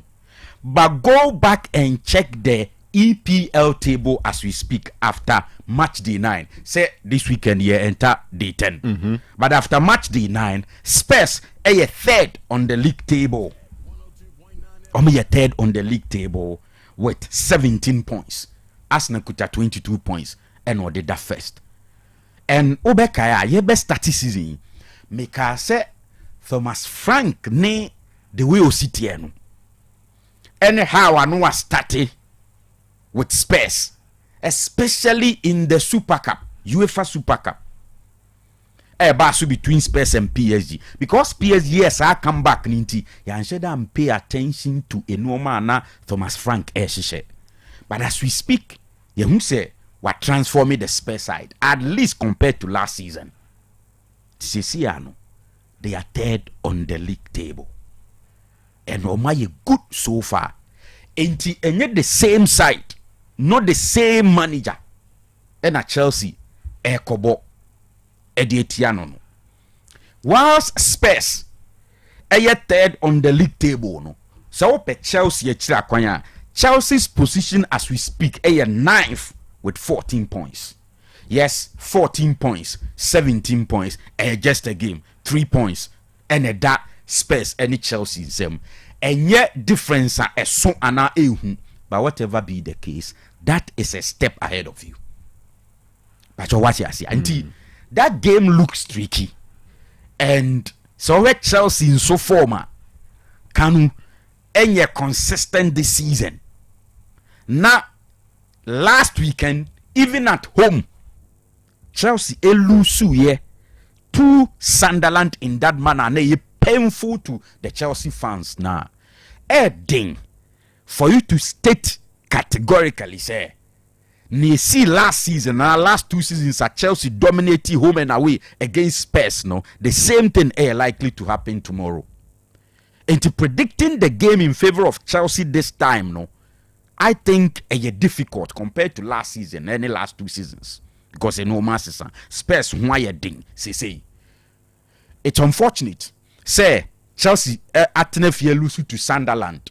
Now the next home game and now the next game, no, all go away to an informed Spurs side under Thomas Frank. So for me, Kanu, I dare back clear about this game, no, say Chelsea that psychological edge when it comes to 2 teams in the previous meetings. But see Spurs are more than last season compared to now see and Chelsea too, after winning the Club World Cup, Chelsea fans' expectations course through I say on and off injuries, cards, any a lot of factors. Chelsea are inconsistent. A lot of them, I think the manager can work on, especially when it comes to the approaches to games and how a Chelsea build up is slow. Any even the changes near there. I mean, he needs to work on all those things. It's a difficult game. Chelsea ebe bono echna. Okay. And may assure say you are likely to see that reaction from the Chelsea side. Say, what if you lose to Sunderland? You can't lose again. Until you may see that reaction from the players. And your game are beyond Chelsea. Because even if you still want to look at qualities now, 2 teams nekutana. If you are in terms of coaches, mean say Maresca a better than Thomas Frank. But in terms of the materials, every department near there, Chelsea were injuries. But I think that Chelsea also were enough quality to be able to do something in this game.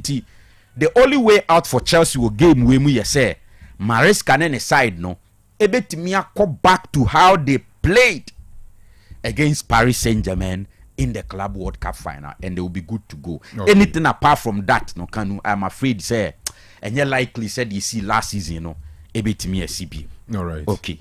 Manchester United ever boy against Brentford. I think no, Forest. Forest. Brentford they di kan twa mo dada. We dey anu fun brejo me. Kayode. Me we dey anya say me kai mo yaw. Manu nefum mo ye.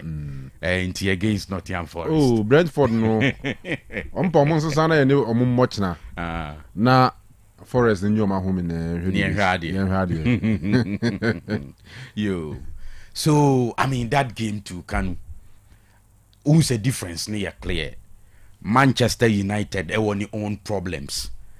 But some problems now United they will in the last 3 games narrative necessary and commonly different. So as you see and today the conversation around Manchester United no Kanu different from your ball best 3, 4, 5 games into the season. But you watch see. So no man the same at United. Now the cost of Forest and so there obvious in. So the manager will be dugout in this game for Forest against Manchester United no is a new manager in Sean Dyke. And Kanu he's about the 3rd manager this season for Nottingham Forest. Clearly, Echiro said no man koye. Nuno, Ange, and now Sean Dyche. And then Sean Dyche. And you know, they are really struggling. And if it is United interest and our head young, I can say a fine opportunity for them to continue on winning streak now, my day, or my in recent times. So what I say. But there's one thing a bad game, no, it's very difficult for Manchester United at some point. We know, say, Forest last season, Kanu, they were competitive. They were one of the difficult teams to play. Maybe change of manager, I didn't ask no makakra. But say, or move back to the party on any day, and they have to, and they will fight to come to the party because they are losing games. So what you see, until say, what chance be to stop that trend, Nedia? I think it will be Ewo Wankasa Ufi. And obviously, in situations like that, no, he have big game to 10 teams. Yes. And then Ubun's a coming situation. You see that fight, but I am afraid for them, say, a unfortunate to say, Ulusu games now, next game, so Kobo against Manchester United. Forget about United recent form. United is an established team in the Premier League, one of the big teams in the Premier League on any day Obebo, irrespective of United form. The biggest team in the Premier League. And they're one of them. May invite Liverpool for Nabankumun. The biggest team in the Premier League. Say one of the biggest. Pass him. So, I mean, I don't see United losing that game. Ebia Omanya de Krano, 1 point, and Ombefa from that game. Okay. So what you see. All right. So, I think that will be the last one for Echna. Oh yeah, Spain. Slot. Send one amibe. Okay, I think about it. All right. Slot. Slot. Almost the difference between slot and a lost. The arrangement of the alphabet. Okay. S-L-O-T. And I lost to see L-O-S-T. The same alphabets. But arrangement in the slot. Then I may catch us there. So all your banner catchers or your slaughter. And you at them. Meaning so bit many additional meaning of our word now. Slot. Yeah. Oh, I can easily check it for you. Was there was so many meanings? Slot. Say I was slot to there. Maybe a ATM card into you slot and you know your slot. A long, narrow or slit in a machine for something to be inserted. But slot as an insult.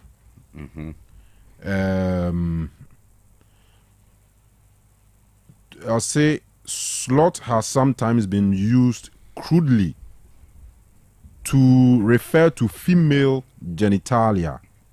In that case, if someone calls a person a slut, it's a vulgar and sexist insult, similar to calling someone a slut. Once a slut, original one here, S-L-U-T. What is here? S-L-U-T. And I leave up with the S-L-O-T. But S-L-O-T sometimes is used to represent S-L-U-T to mean slot. The same pronunciation, slot. Okay. What does it say? Antibazawara, we prefer. Then one there goes. We actually Liverpool from. They do Aston Villa for so. Yes. There's now also coach here from Bende. But to be honest, obi ebu bibio nko akoya na fidi wa sorry abo ba ko na that form. But on a more serious note, a Liverpool side here a big win, like a game against Villa. Villa last game of boy Osei City until we back with that Osei City no nanka Liverpool watching no atiano no dia sasa wa sha asasa nemam. Till like Liverpool will need any form of win. However, Liverpool before by accepted 3 points. No, here win at all cost. And this matters maybe worse. Will be 5 for me. Kanu Menyesho say a good time for an slot. Not at all.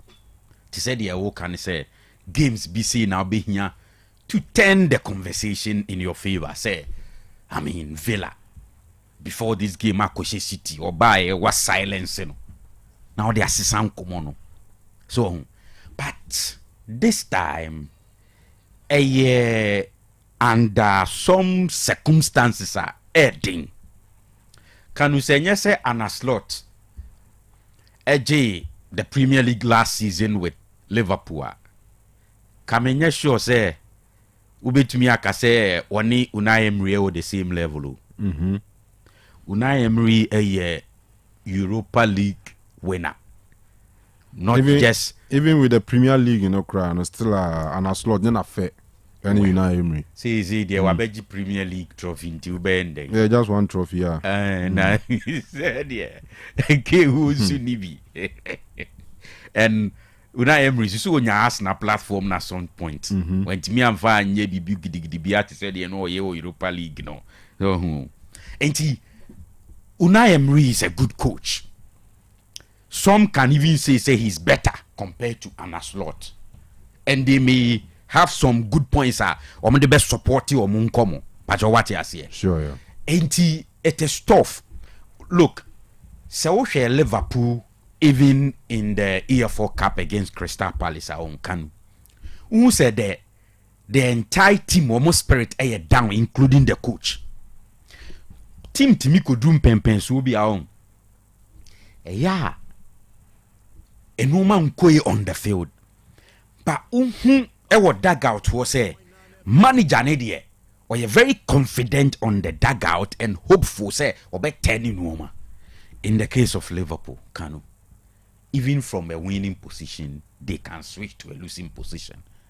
That's what I see. And the last game, Omni Brentford a boy, you know. And yet just the scoreline. Yet at some point, now it looking like Liverpool beat me a point in that game.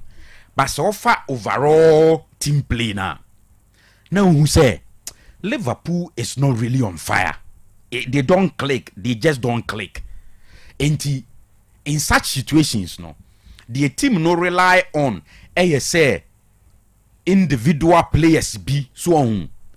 Ebenya some moments be na single-handedly or 10 situations, no. But unfortunately, CCA Emra Liverpool womo Kanu Salah na or ye game changer for them, no. He's completely off color. Today we still talk about Mohamed Salah because in the last 8 seasons, our Premier League, no, why a lot I won't mean writing off just like that. Say yes, sir. Near see so far in the season, Kanu. Clearly, Salah completely off. Goes no, Emma as expected, but the bigger issue near say the involvement in the game, no, Kanu. Previously, Mohamed Salah on the fielder, and you go no be no kwa. But say Liverpool attack here, ni involvement, ni impact. Bon ni kodini wa.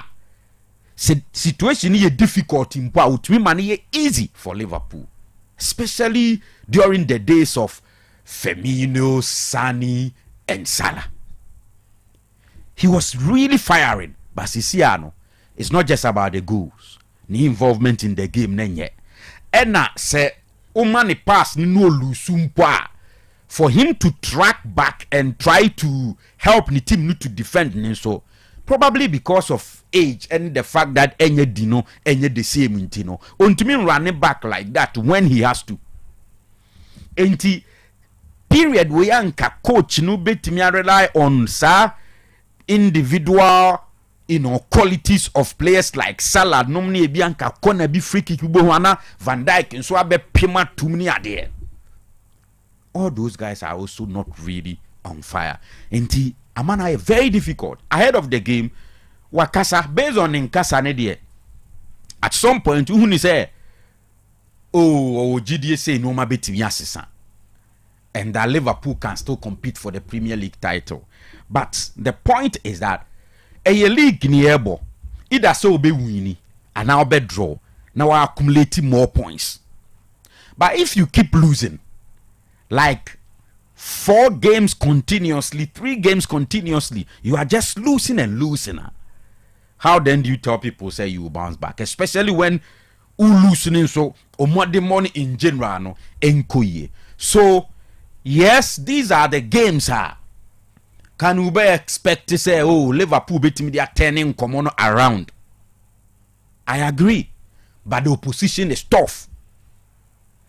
Ebia at some point Villa may not be consistent, especially this season. Ebi omun sheda ma top level performances consistently throughout the season. Edu baby omtimi call off color ni ade. I understand, but managers like Unai Emery mono big games like this, omun so they have a way both to contain opponent, and he did it last week against Manchester City. It's tough for Liverpool. They have the materials. Anfield, your favorite grounds. atmosphere betimi ay activated in their favor. I understand. They have the men who bet me about to even beat Villa, especially when it is not a consistent Villa side. It is possible, but very difficult.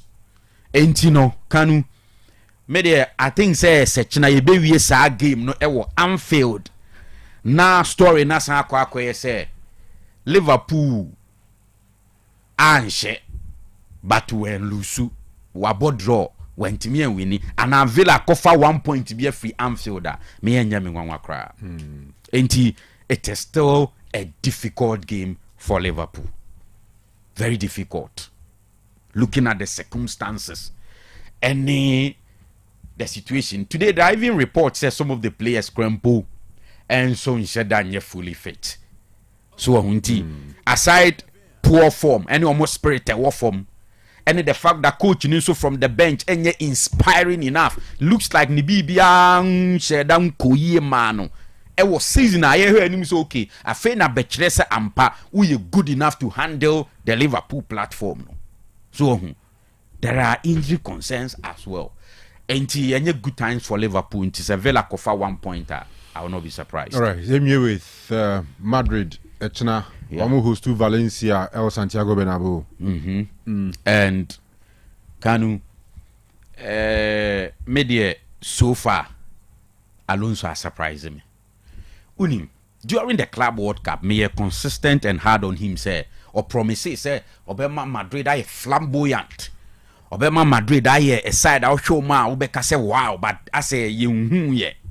They were winning some games there, but I say no one yet tough enough. And indeed, when they met PSG, we saw that indeed no man who had any form. And tiname there, me a reluctant kakra in terms of predicting anything in favor of Madrid and Alonso this season, and in the first season as a coach for Madrid. And season is starting here now, Kanu. What surprised all of us with that kind of performance in terms of results, no? I think that you just have to give it to him, sir. Ahead of a game against Valencia, Ewo Bernabeu, me sure, sir, something will drop. Yes, Osha 10 games ayabo so far in the La Liga, no? Only 3 points, and Alonso side not drop it out of 30, which means they have 27 points. And yenim kwa fa so mu lose sa 3 points no. That was that game against Atletico Madrid.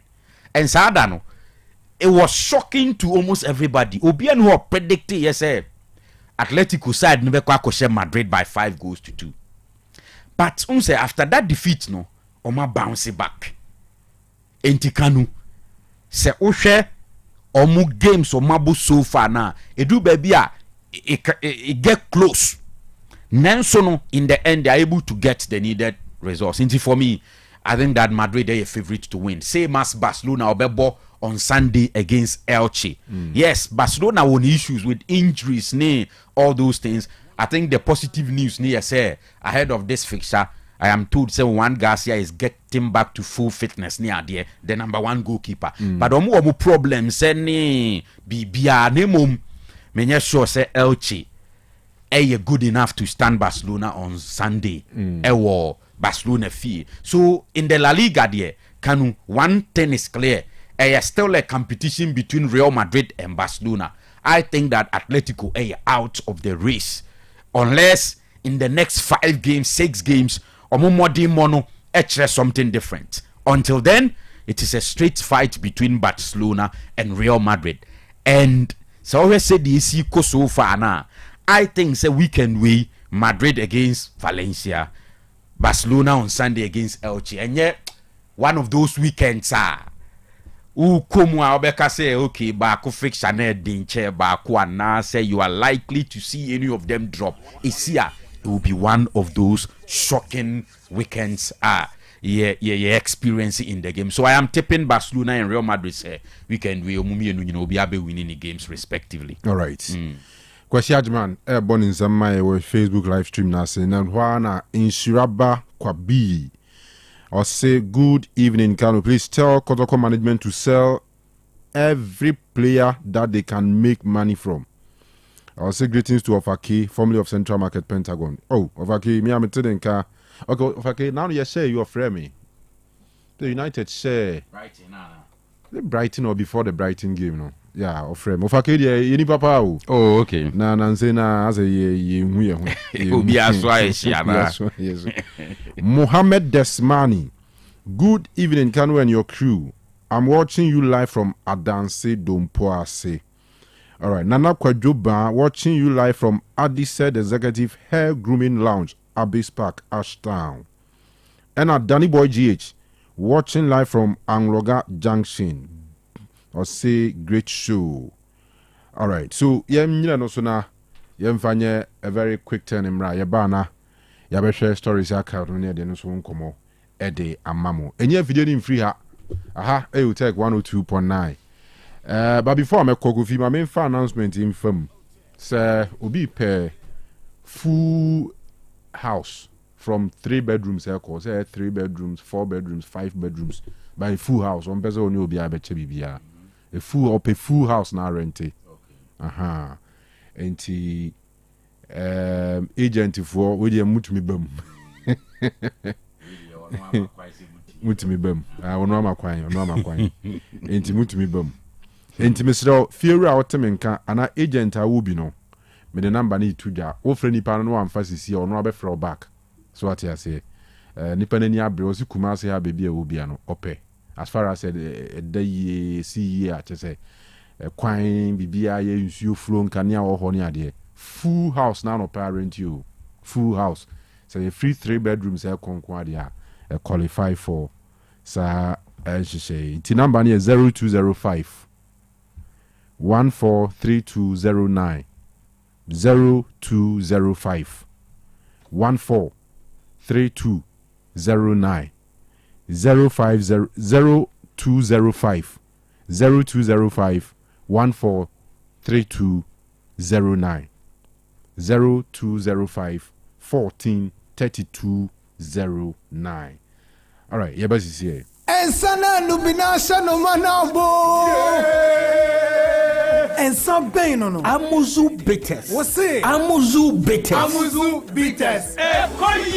Mema ahwefo ni etiefo nyina kwa baba Amuzu Beverages Enterprise. Na yedin se bia be fe no Amuzu bitters. Amuzu bitters aka atopa 5000 bitters. We yen san edi nubna krojen a how bie ni akiri yedi ahye. Na etiefo a omoteba me hodie. Duduo na beji Amuzu Co Herbs ekoshe omade no no made. Ibisu beji Amuzu Manpower Herbs na ma konoa anaso na akoshe omunsa. Enne bakasa inuro mienu nyina bom atuni din Amuzu bitters. Die koko hano so twabi na ekwani. Die ose ni be masem ahoodin wo fom. Se o twa 2 tot 3 tot na ahoodin no epeja no no. Enam damrama eni ododua ayedi aka Amuzu bitters winti. Oba bi ose oni atenka. Be me bi a ose oni akonoma ne yire. Onya twabia se atenka anasa akono no ebe ni. Enam se de pepre eni hwintia edi afrenti abre insano ni pampana no ase ma utwabia enyi wanum. Enti se ukodwabo bi ase na opese oni so ebo ni so kakra Amuzu bitters why ebo ni so ba enyi wanum. Amuzu bitters tot baako atopa bebre. Amuzu bitters obi a otiamia osi doctor ade chesme kuliko dua so a biye mutim anase constipation ewo me so onya Amuzu bitters twa oye be sane kama obi te bu akohoma na so ye 7 favorite food a na ne kondo ne no matro otimi nidi onya Amuzu bitters twa akotwetwe appetite na aba medre na utimi ni no obedi akabone kama. Amuzu bitters eyensa ehwemu yie pa enam se innua na ye de afre ma hoodinti onomu a tipa bia ni akire se metwa Amuzu bitters re manya hangover bibia se ni ho se manom Amuzu bitters ma ade achi hunam ye me ya dabi innua na ye de ahyen se ne nnua emma nipa hoodene ma insechi how setipaye uhubi insaburechi how se memuai ha manya hangover no me hubi we ya insa miya meka kuduro so a menu kuduro so a menu mu how bia ni akire de otie mi a onu bitters bia mu a no da no say na twa amuzu bitters na yede beba oba bi otie mi a owo menstrual pains obuni sa obre pa no onom amuzu bitters mesebo so meso a be ko afichire kama insan ya meka ho asem ehu nya dene ne bo so nya dene se dodo pa no pa tu dia no aba santase apampatia na wa frɛ na my 0247 776743 0247 77 6743 amuzu bitters ekoye. Apomode mapade enoane hepa plus mixture. Apomode mapade enoane hepa plus mixture. Hey, unia, Pavi, and Plaxmox mixture no. Malaria dronana. Ani, say nam sa. Ubeje di sa menim wife nyina ye tested positive. Ya num bie no.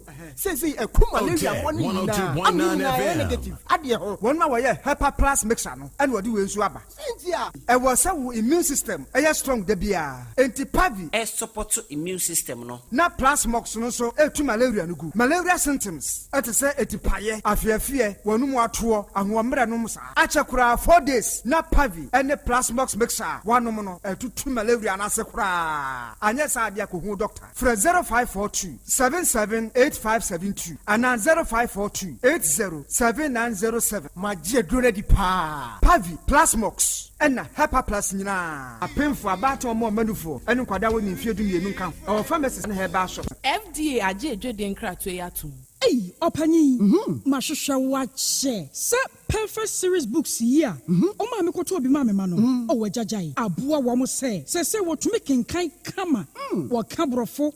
Na nkontabu okra de ejajai. Wonderful. Mese Ghana for GAG perfect series. Atumo no de jai. No de animdifo ene tre wa nwoma bia. Owo crèche, nursery, any KG, books bia bi. And owo science, creative arts, maths, RME, history, coloring, computing, OWAP, nina. Every basic 1, equals basic 6. English, every basic 1, equals junior high school. Ne bane combine so or nina bi. English nom, and maths nom. Me say, books be anywhere. Perfect series, any B, na GS, any NACA, and so I'm approver. Into a batter pian koto be maneba. Hey, and na so we dear, so could be crab to me akotu akoton. How many students who? Na enu kradi. What table one so say she almost has a mock exams, terminal exams, and a midterm exams. At the master school so here one more. At to phone call put to station wa and crying down so mine. First up, and your mom be beer, your tonto books beer for 0243 299938 and a 0540 755 465. Perfect series. Your worst future is secured.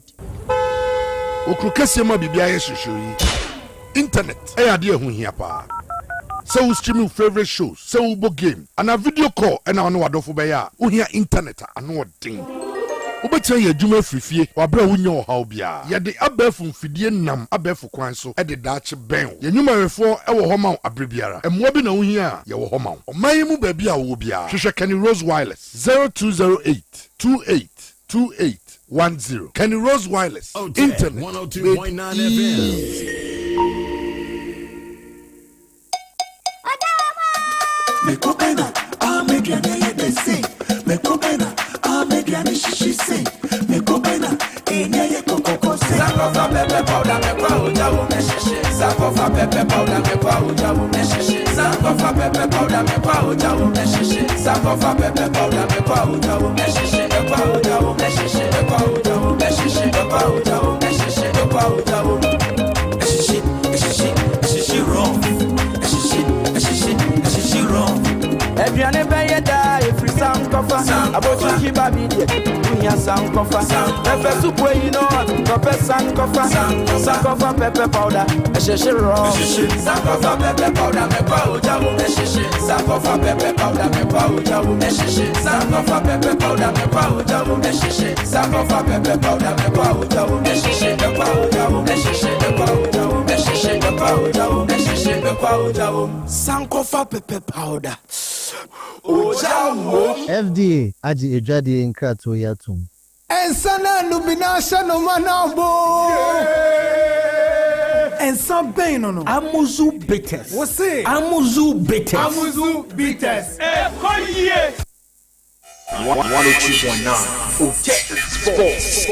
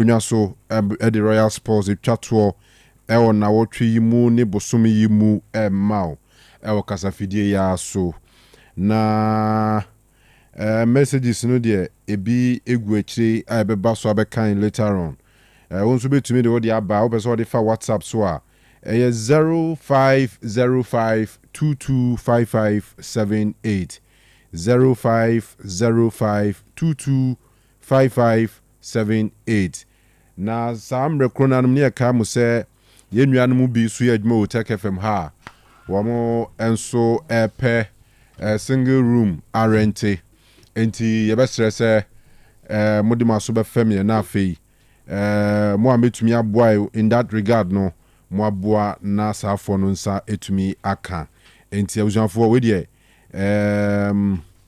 me the numbers no to dwabiem na mo hu de we a ne masutie nipa mienu enti numbers contact no me the 2 and ebe to dwa ani nya single room 0249 273924 0249 273924 0249273924 nemo omunyina so mo peno around Otec FM ha the Dichem so Crowfrom Diase Kenya se Buokrum South Africa Estate Baba Ashtown ya de se wanya ko nyina 0249273924 and second person also number ni 020 331 2433 020 331 2433 Omunyina per single room na rent 020 331 2433 020 331 2433 Kuvi Senior Yangwe Yentoa so ewo Amuzu Heba Center so ye enigi sem na wo ho Amuzu Heba Clinic na de Amuzu Garlic Bitters abedwa so pebinom eye du papa ebeboa na tie ni ye Amuzu garlic bitters. Dr. Amuzu edi garlic ankasa na aye. Na unya bi na onomo a fritete obi anim se garlic de ye. Emma o blood circulation no ekoso pepepe. Enti bibie ntini mu moja ne timi koba emma de bia na ahoden wo ho. Afei se wo high blood pressure. Edru ebebo Amuzu garlic bitters ebe reduce na ba normal level ama bibia koye obi onso a na srade adoso woni nipaduam enye eya nom Amuzu garlic bitters na enteso ema bibia nkoye obi onso ana owo dwunso mu eha bi a chese etete ne pa obi owa awo dwunso a wote ya dwunso ne meye ana se dwunso na chi no hu se kala na sesa afi odwunso wi a enkana no edin na Amuzu garlic bitters ne ebe ma odwunso mu problems ni nyina no akọ na afi mu ada ho kama uye stroke a chese stroke ni obi a stroke ache no wadru Amuzu garlic bitters ebibie ntini ni mama moja na kwa benti ma obi a wanya stroke Amuzu garlic bitters no uhu ade ya pebinom ebeboa na upebia enyena heba shop bia mu ena pharmacy shop bia mu Ghana baby a wo bia wo kwa bisa Amuzu garlic bitters from Amuzu Herbal Clinic enkomo ewe achire no eya to bo ase 0247 776743 0247 776743 mo amopedo do atono na mo afre Amuzu garlic bitters. Flame condoms or sit for unbeatable pleasure every time. Mr. Wa eya ma unsanka flame condoms ebo ho ban e ma wo enjoy ma ho to a chese problem bia emerge. Blue Flame longer lasting pleasure condoms. Flame condoms and diaba. Afi Green Flame greater stimulation no. Emo ahoden stronko be gina won nine so be ko animu a chenye se kakra bi no abre afi ente basabasa.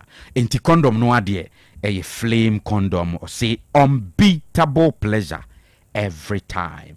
Eya na wako baby a ton condoms anase pharmacy shop biemu no watobi enye ferie de beboa no eno ani flame condoms. The fearsome 3 a hepa plus pavi and a plasmos okanimi en sabum na no moa eboa papa pa for general well-being, malaria how, typhoid fever how, afi honam tetutu obaby a wo kwafitire no man sisi so afi e ba ne se be ma wa ye mere wo mpem watenka ne kofom a ma unsanka the fearsome 3 hepa plus pavi and a plasmos. Dr. Iben Sanu adwuma no ebo adwuma pa bema ose wo de owi a fa kwadu ba ko na mienu bi tu akire na abon sampa ugina wo nan so kama e ma immune system no so ye adwuma e hepa plus pavi and a plasmos.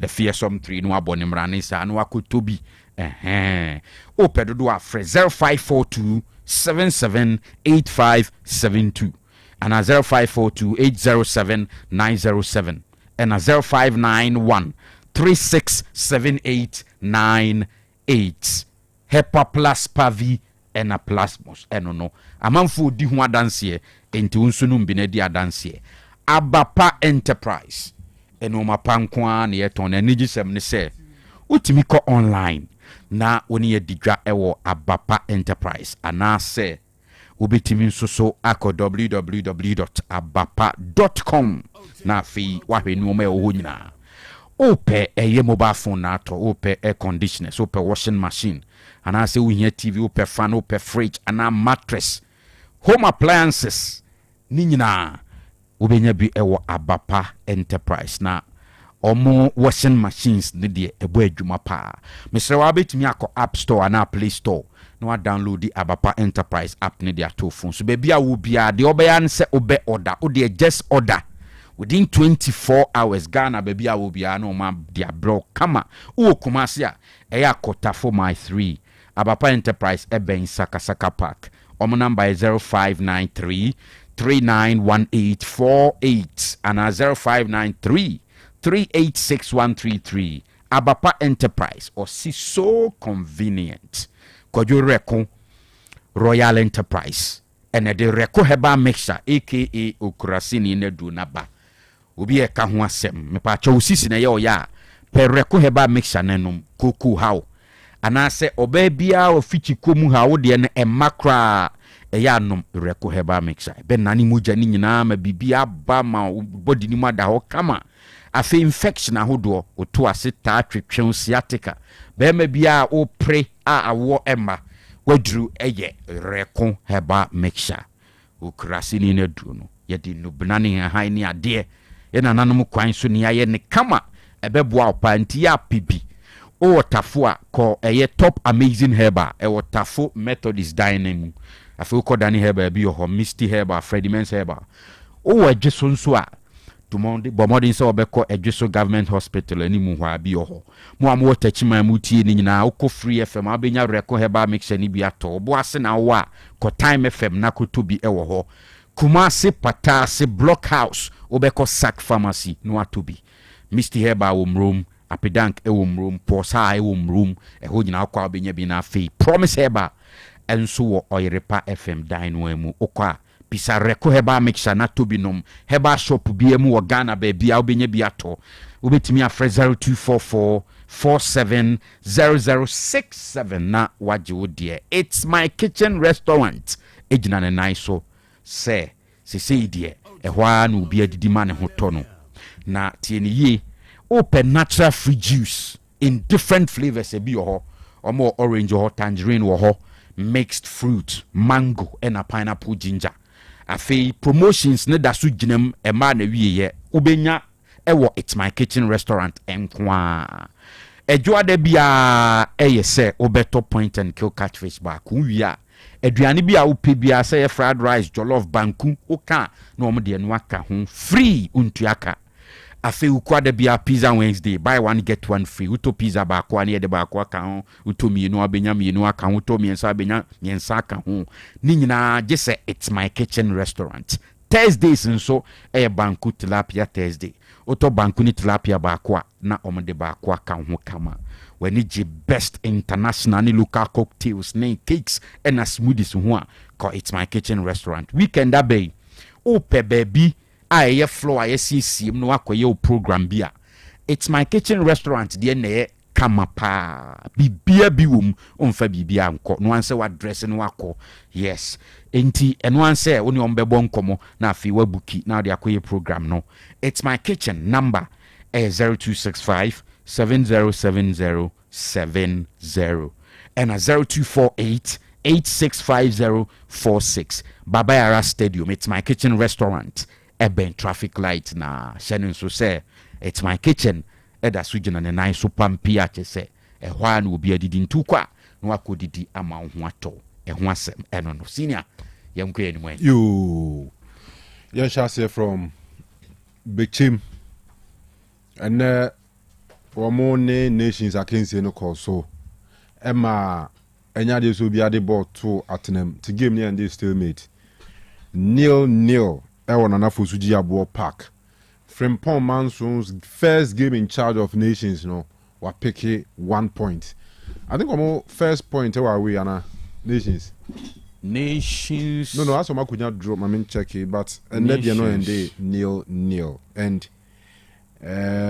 me sure say result ebema Frimpong Manso a lot of relief but for Isabotri our coach for Bechim United here problems compounded Sanse still Ogusua searching for win home and your man said uncle ye ma Bechim I mean a big issue a bit reactions from the two managers Frimpong Manso any Isabotri na yahwe hawa almost game we can home draw 3 games away can away okay all right Anambwa and you have to check okay all right enti tie coaches ni some omodi atudwa and omodi tudwa after game no na yeso yem fire de meto aso ha Frimpong Manso the first game in charge of nations wakunya draw away the reactions after game no. It was a very good game. It's a game we fought for because Bechem they needed to win at all costs. So you could see they were putting a lot of pressure.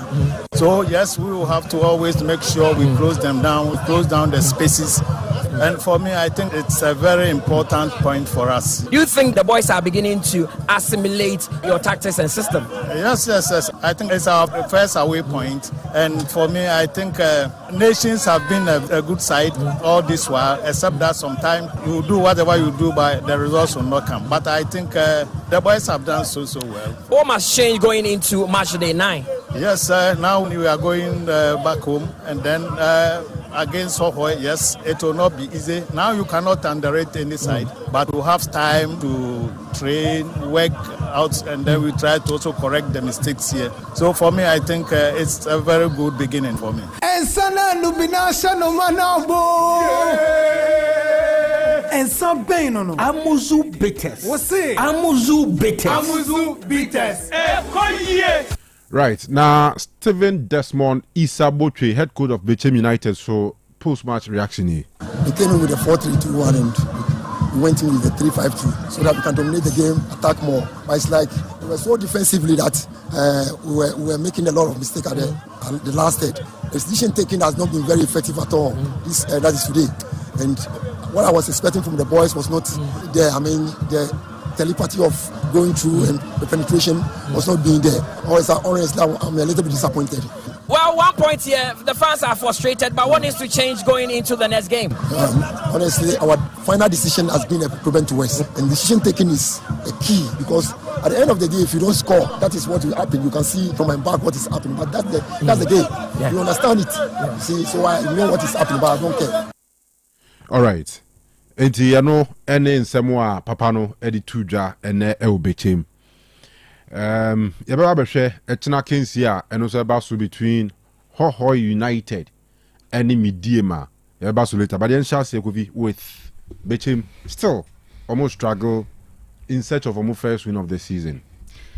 Yes, we say Bechem United Kanu omo model bia omu eyusu Bechem ho, and that model is clear.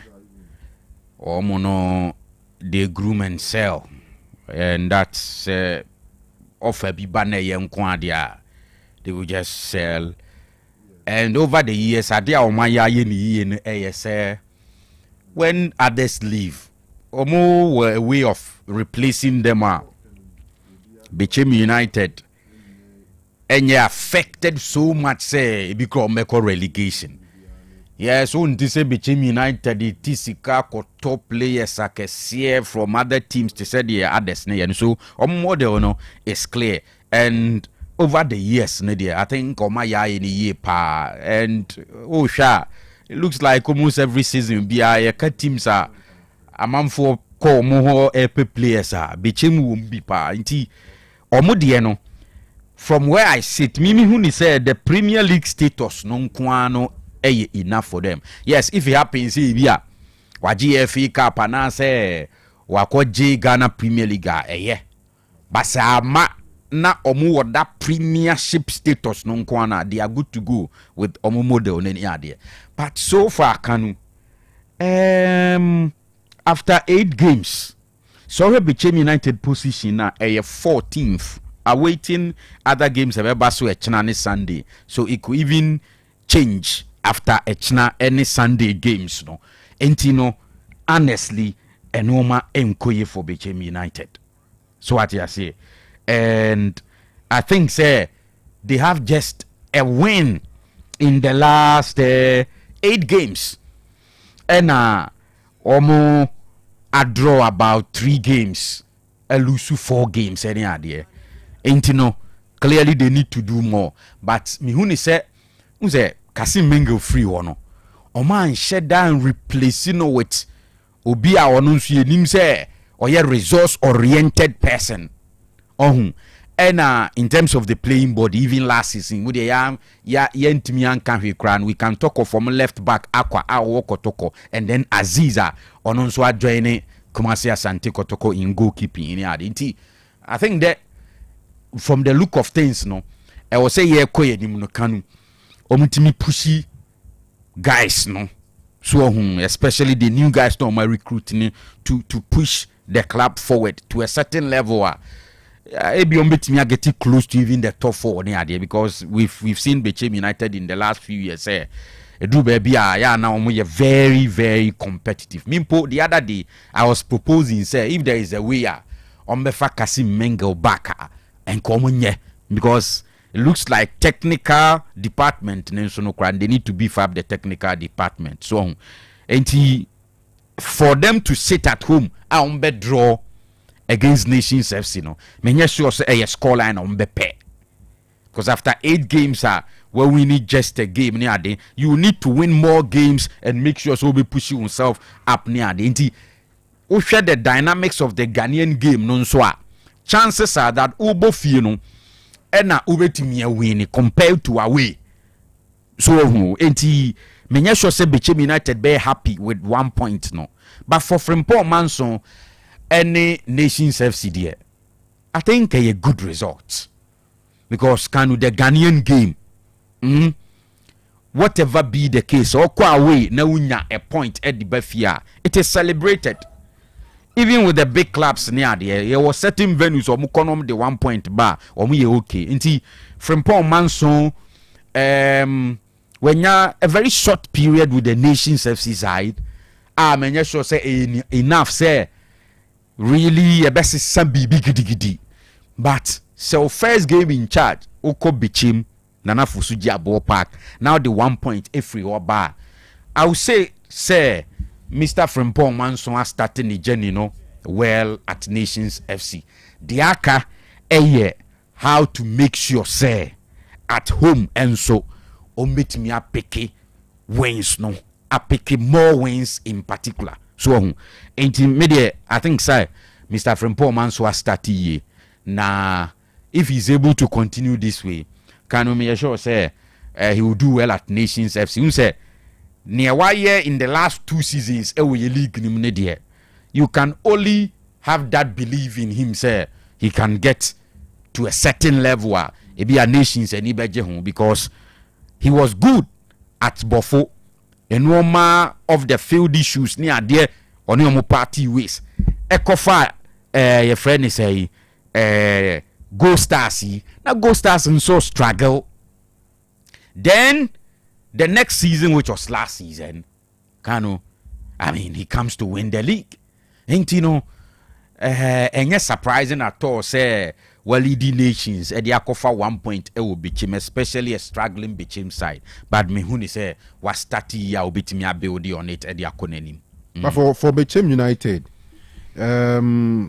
what should be the way forward? Because I say, I know United I mean, you keep believing in the manager, hoping so about turning things around. Yeah. Well, week 8, and still, and your man and said you must penal. And obviously, pressure about coaching so pressure will be team for so because be team for any the taste for the Premier League, or my Premier League, I think for 8-9 seasons in a row. Yes. Or my person or my bomb more. Into relegation there, many should be changed for the person be bomb mukra. Sure, but they are not winning games. Enti nana ashasi and make say a kwen bi o ha umbitimi afa so afa Kasim Mengel baka enko munye minim say Kasim Mengel air switch from Nations FC. Sorry, from Bechem United aba Nations FC no. Se oni omo transition na anye smooth and say relationship say dia minim. But say nye say bia relationship say and a chance of getting Kasim Mengel back. Maybe I will support that move because Kanu said the American Kasim Mengel call Nations no. Became for replacing no with Obi a bit miaka say or ye proven winner in the Ghanaian game. Into one of the areas media me wojidi say was a Bechem United for improving the technical department. Intinama recommended the return of Kasim Mengel. But you say Bechem model it said na midi kan ho asem no. The premiership status no alone no enough for them. Ebia 8 games into the season, it is still early. Ebi ombetimi bounce back. Abe maintaining omo premiership status. But as it stands now there, enkomo no mu da ho pefe say after 8 games no Bechem United 2 points away from relegation, because we are relegation now. Last 3 no 16 Dreams FC, 17th 11 Wonders are omu coach or that is step down the last time, and then Baseke Holy Stars at that last. My own Baseke Holy Stars, Mr. Augustine Evans Adutin Subai and M5. And he Osha final 3 ne new. But 16th na ye Dreams FC no. Dreams points no 4. So what you say after 7 games. But Bechem United there no 6 points after 8 games. After 8 games. Intina make us say Bechem points no just 2 points away from relegation. And if it was to say chances are that Bechem lose the premiership status no, they may be relegated, which is why omun to mean tna say we ma near akosu so far after 8 games no Kanu akoso. But at this point in time, untumin could change the playing body, because there is no chance to replace any player. This is the next window. But the team change a coach, especially so we are convinced say near Oma Nakono ubetimi akofa ne nsam eduru chen na ba. I think it becomes necessary at that point. And maybe one of the areas as we speak Bechem betimi ahwe to make a change when it comes to the technical direction. And I'm the recommend Kasim Mengel yo. Semax okunedu da so market ne so. I mean one so a proven winner in the Ghanaian game. So any other or a lot of experience. There are other coaches in the scene. And as it stands there, se Kanu pese o baby now ye changer. I think the best one and the easiest one. Mamin Kandi Samu. Ebe to change the coach. To say the nations for a who say now dynamic I say. Sometimes change becomes necessary. Not because Onipana or Tiwano incompetent. But a be an error be and day. Ube here fresh guys, fresh ideas on board to push Adena forward. Which is why maybe there was a nation's a part 2 ways with Johnson Smith and Kasamengo money because for the Ghanaian game and what they've done, no me no. We know that they are very good guys in the scene. For me, Ubi Sami the way forward there. That is what may recommend for Bechem United. Now, minim the omodwing. Maybe Oman who signs be I say the man in charge can still turn the situation around. Ebema Bechem bounce back. Abe maintain your at that level and be secured and maintain your premiership status. And can we say, oh, investment Bechem so in terms of almost stadium now. And so, yes, we understand. But also, my improve stadium no. I must say, we spaces are utuminya be bitnana. E moatre e bia moving forward. Ade aka was wo ye hu adwuma pa pitch no.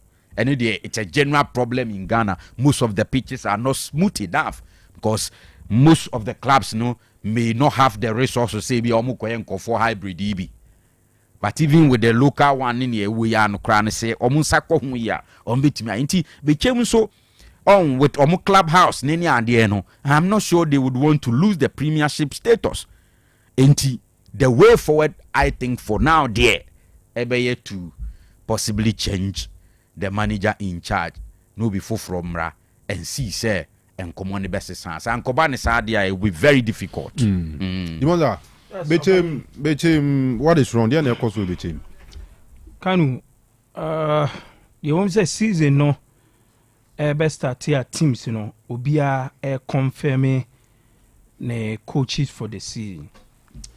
And I'm going to say Bechem United. I confirm Steven Desmond Isabuchi as their new coach. In fact,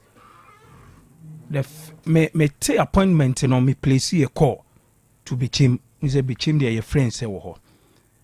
And I mean busa say na coach no wo here I mean maintain the din system nim da no credit e baako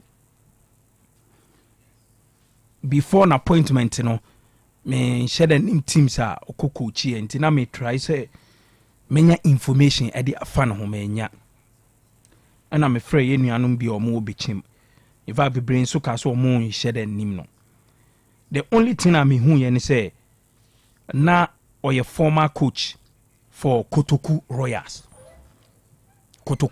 eno coach the only information menya about him and so for me clearly na minim say Bechem United ebi ombewo issues and as problems with technical bench because so hwe edwuma ka se mingle eyeye even ono cry free ono unze kwaku danso ya dan for kwaku danso be take you over ono so eye edwuma kama emra Bechem decide so mbesesa omo technical team no and omo kofa this new coach eba Steven Desmond Isabutwe nti menim say bia in terms of the Premier League you know experience be na owo and Kanu unim say your league in so there I mean say we a coach na unni experience and say unni exposure e wo league ni man and who bet me a problem at the amount for me na menim say Bechem ebenya problems and I say issues say league in start here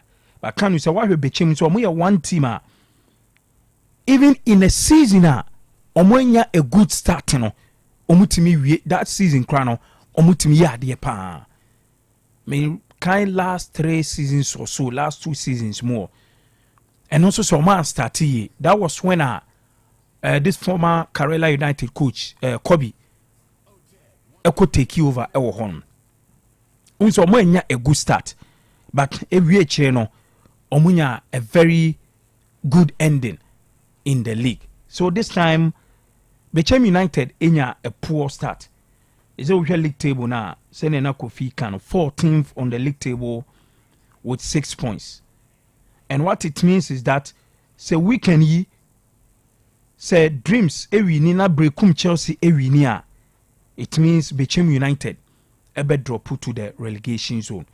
So me sure say no ebe ye major concern at the ama the likes of the founder and also the president of the club Agama any club officials in law Zikumo okay but for me Kanu another problem I want to say was a Bechem nations so Asia I mean a one game a very tough pan me last season 2 teams in Asia no teams the 2 legs na omo boy nyina Kanu very little and obetimi e dey separate omo mienu and even Kase Mengo every Bechem United eba nations anytime 2 teams ebe hye bia no utum say cheso ma create some little rivalry bi e dey ama omo ho because of how Kase Mengo free Bechem United eba nations nti nyoma mienu ena ebia ebe affected Bechem United in this game. One about omo form, any omo performance in this season's league, and 2, yes, omuni nations Asia, how our game no echo. So many coffee bear adwin say, yet to abiti no, nane cha no. 8 matches there. I was said by now, you who changes, I will be Bechem United team. Because in the Ghana Premier League, normally after 6, 7, 8 games, and they started teams are on relegation. Any teams are on Aji League, Until I was Bechem United and Menimi and Kanu, omutimi ekika omo na omo sesane oma anye sa wan hwa Bebu League ne Drew baby no. Sebe ya Bechem United ebetimi adi omo ho anaso ombenya omo ho abasoro no ebetimi ayeden ede amomo but for nations in Sukanu we ka say a good start ede ma coach from Paul Manso a good start because we a new coach now oba na o first game away to Bechem United it is always a difficult game until for me say nations akwa away akwa kunya a draw against Bechem United no a good resource Edema Nations FC because even in omo last away game omo boy no so omo call dreams I think omo ekolusu ye say 2-0 or so and also goes no eba early goes no ban tempa and so Ocean Nations FC Kanu in terms of omo away no and net ye kan wa omo about 4 away games okay omo wini bi we crowned the first time omo nya draw this season ewa away omo previous 3 away matches omo abo nyina no nyina na omo lusu I think omo ko lusu Bakutu Ediana Stars ena omo sa call omo 3 away man nyina de omo lusu ye including the omo call ya omo ne Ediana Stars e kobo nti for the first 4 away games na a new coach eba na se obe pick a pointer it tells you say I mean science you know a very good at the Man Nations and I know said send last time it kind of from Paul Manson eba you know obetimi aba be revive team no eyi omo free baby omo no e de omo abasuru kakra say next game for Nations at home to Hohoi which meaning say send maka no with the 1 point omo kwakonya will be chim no that game against Hohoi no ebetimi aye revive and as a turning point at the amomo but for Bechem United the Kanu senior medical kano I was say enemy no omutimi turning things around na omutimi enya good result so when you say Nations enche Bechem United that Nations yes if you say omo a qualified by Premier League in him no in the first season no both home and away both home and away nyina okay in the first season Bechem Eshe Nations 3-0 ewo Bechem eno mo bebo 1-1 ewo Dr. Kwame Chase Sports Complex in the second season no first leg Nations any Bechem United ebo 0-0 ewo Nations home and in the second leg you know Bechem United Eshe Nations 2-0 and then Enedie and also are ending in a draw. So it tells you, say, Nation for no ayade. In the previous 2 seasons, Nations ako Bechem no. Nina omulusu not even a go. Because in the first season, Bechem shomu 3-0. And the last season, so no, Bechem shomu 2-0. Nti, Oshe Nations there, Kameka say 1 point, no, Kanu, a very, very good result span at the moment, judging from our previous meetings and the fact that from Paul Manson we ending the first game. Nti Bechem United also omo kick on, but I trust Agama ni Loziko and I feel Yaya down for Prince there be a new Prince. Oh, the ofru oboasi oh me madam for there be a new Prof Darling the no omo jana kwan da the me kind all right so I trust them meaning say league in the omunim bopa okay omo ebesisa nyoma e dey ama Bechem United yo na echna ewo Hohoi in the Volta region eho and na Hohoi United Francis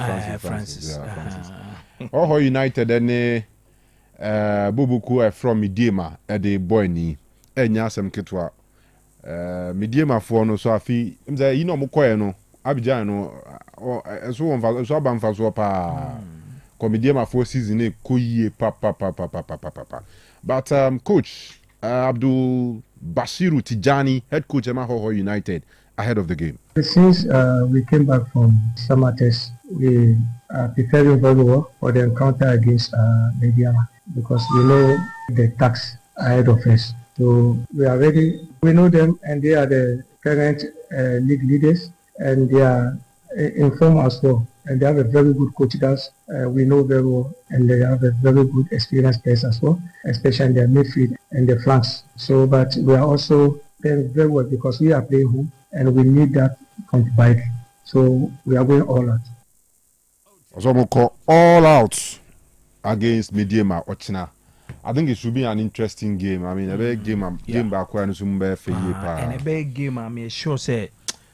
Ebe determine Hohoi for no Kanu omu future ewo league in pa ebe determine omu future ewo league because already no ɔmo nso wohwɛ ɔmo home matches na nhyɛ da nkoyie ɛmfa ma ahɔhɔefoɔ no because so far in the league you know wohwɛ teams a I mean ɔmo home Kanu ɔmo air struggle ahɔhɔefoɔ no abɔ 4 home games ɛna ɔmo awini 2 ɛna ɔmo draw 1 ɛna ɔmo lose 1 the 2 matches ɔmo draw against Young Apostles ɛna ɔmo say lose against Aduana Stars so but Mediama nso wahwɛ ɔmo a interestingly advantage a megye sɛ Mediama nso nyane sɛ out of the 7 games no ɔmo abɔ no onim sɛ Mediama abɔ 5 home games at a point ɔmo bɔ 3 home matches ɛtoa so because of the fixtures na ɔmo sesa week 9 ɛde ba week 5 no nti ama Mediama ɛbɔ 3 home matches ɛtoa so currently ɔmo abɔ 2 away games pɛ and 2 away matches no I think the first away game ɔmo kɔ share Young Apostles ɛwɔ Doma that was the game na when Chiefs stadium na nyɛ ready a ɔmo kɔ bɔ no Doma ɛna Mediama ɛkɔ share ɔmo ɛwɔ hɔ no and then the next away game ɔmo kɔ I think against Karela ɛna ɔmo lose so nti Mediama for no enya advantage by way of how our fixtures no yɛahyehyɛ no for now ɔmo na that first 13 points you can't take anything away from them untimi taking anything away from Ijuma Serki so Ibrahim Tanku aye ewo Mediama and then coach Isaac Kamwakomo aye ewo Mediama but then yenyina nim Ghana league you know the fact that probability say ubo homa ube win na eso nti we be a real test e the ama Mediama Sporting Club I think a one game Mediama etimi ekunya even a point and also mu win omo ebe show a strong performance and I say a strong decision obi abehu say Mediama ebetimi age league you know edi so omo na so nti how for no so pressure ebe wo omo so to win say omo launch omo new bus no we be the first game omo bebo and ebe ye home so nti ebe ye an interesting game to watch ebe ye interesting game pa but who ni say bia Mediama for betimi e the experience kakra who say ba league na Mediama for no abo ache pa more experience kakra mo say quality players this time say bia Mediama for no e betimi the experience kakra e the BT hohoi for no. Oh okay. Huvi. Yes, Mediama Hohoi United. Mekai say Mediama e decided some be announced so and I'm appointing Mr. Ibrahim Tanko as the next head coach. No, me expectations were from because now Mofa national team na the bar Accra Lions any idea na on share that ye be gidi but ni profile non so was pa so at some point na Ghana for cra PGD say Mr. Ibrahim Tanko it cuts for the Black Stars head coach job any idea but na as obey you know na on share that nye gidi but so far with the Mediama platform no I think why so well we say Mediama so platform no one of those platforms in the Ghanaian game unya good enough for a coach to make a good statement so when ye platforms ni be how far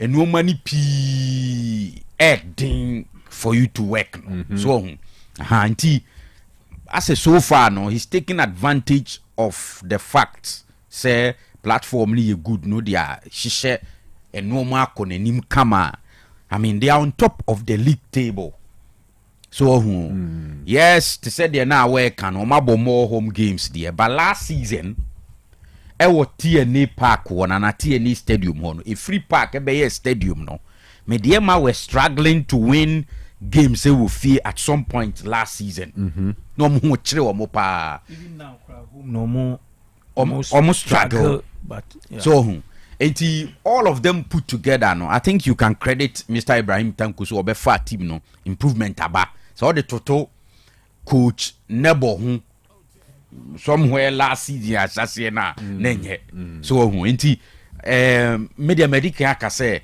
Mediama winners of the league before and obi awa ben Mediama ni the way omu see omu no omu bia no me de man so e was a believe no ne mindset ne say e was omu winning at all times, they have to go to Africa ne saa de no so nti media man so na hono ya na expectations ne was so when they come in like that, say FA Cup or say illegal, they say omo be do level be say when they come up like that, so about that top near there, you need to take them seriously. And for me, ahead of the game against Ohio United, no media will start that game as the side of my favorite, even if semi decide say make two coaches no wasema sorry Omar Bashiru any Ibrahim Tanko difference in this so enti Ohio for trial sorry Omar be on by Kramo ne Kanu we see say omo nye that bad was at home crowd omo send me ka omo struggle pound yeah was at home no omo struggle pa because omo ni younger apostles no in fact no be any so mbehye younger apostles because na younger apostles first home game no omo lose to mediama but younger apostles ko ho any omo ball draw nti with experience go fi senior worker no mediama best start as favorite as usual. Or they will start as favorite and me sure say mediama be lose sa game nti can we hold here emu da we mu ye clear more of the games na bounce on Sunday but it transfer on Total Sports kwesiada no pa na ya discuss the games na bounce involving and including the because for I'm paying Ukrubenso I want them no sense man you ana okay ben nyina se say between ofri eziama sorry enyina me just say Ukrubenso anam ni kru ni din say ho ye kru I'm paying ana ho ye kru ndin the same I'm paying na aha and I'm busy me the crowding the I'm paying na ka obetimi aboy okrum na ya bi skapa nu skapa ye apimenyim ne Princess Town ho ni ade de ba aguna nkwanta but madam just na me hu say I'm paying. I was thinking I'm paying you bidding the other facility so so hine I'm paying no I say nzima kotoko or hine no okay no na anyway so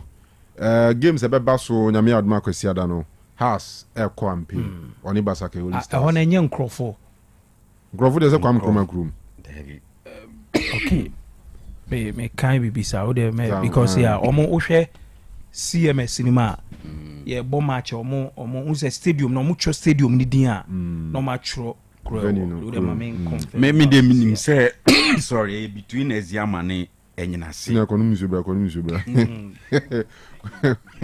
penyilabi kotre kodi no be gymnasium all right now in other news Emani League no so ashase ema 2 games grabber so ne e the Northern Zone and FC Savannah amone ampem dakon ladies about 2-2 draw Ajegipina Zakaria ene Kasim Belinda ne she 2 goals ema Savannah for no ena Yakubu Sakina ene Mariam Olawumi ine zampem dakon avo foreign players o ana we born and bred in Ghana for nibia Nigerian born and bred in Ghana Nigeria ni be man Ghana ni ba so betumi awo ni na so possible because tie Olawumi na it means a be man no and Nigeria ni whichever way be but sanity enti Emmanuel League na say Northern ladies etna fie enne ema Prisons ladies ekutwam 1-0 ene Doreen Obin and Shego no ema Prisons ladies enti Prisons ladies are back in the league. Wow. Prisons for no say sunyane one and I you on Messi Miles former under 20 captain is it them say prison adwuma na zedie or born 24/7 is them born there they dread wa retire no now Southern Zone so 2 games about so Police ladies Halifax Queens eka and 9 emomutim baako Grace Enima 2 goals and Deborah Efriye 2 goals omunyina so ye you national team players Cecilia Aqua and take anaba kuma Halifax ladies and Epiphany Warriors certifima Army ladies ekutwamu 2-1 Vera Bema and Linda Echa and a shade 2 goals no ma Army Ladies and a Faustina Tiwa and so take Kanaba Epiphany Warriors. And the Mali League, Malta Guineas Women's Premier League is back. Yadabo Enra Ushia Omampeni Ewo Paris was a Omampeni of France. His Excellency John Dramani Mahama. Na yes, according to presidential protocols, free about Egypt. She said that but Paris and Enra Yadabo so no hobby. And our only president in Puno so president with the Messiah we dear. But Ghana na meka wonte nti we dey Asia one on one idiom amen kanete ya odabo. Bonjour. Bonsoir. Bonsoir. Bonsoir. Bonsoir. Please, good evening, ladies and gentlemen. Excellency, welcome to Paris. I'm learning to make us a couple of Millennium Wire, Excellency Pentam, Mikachi.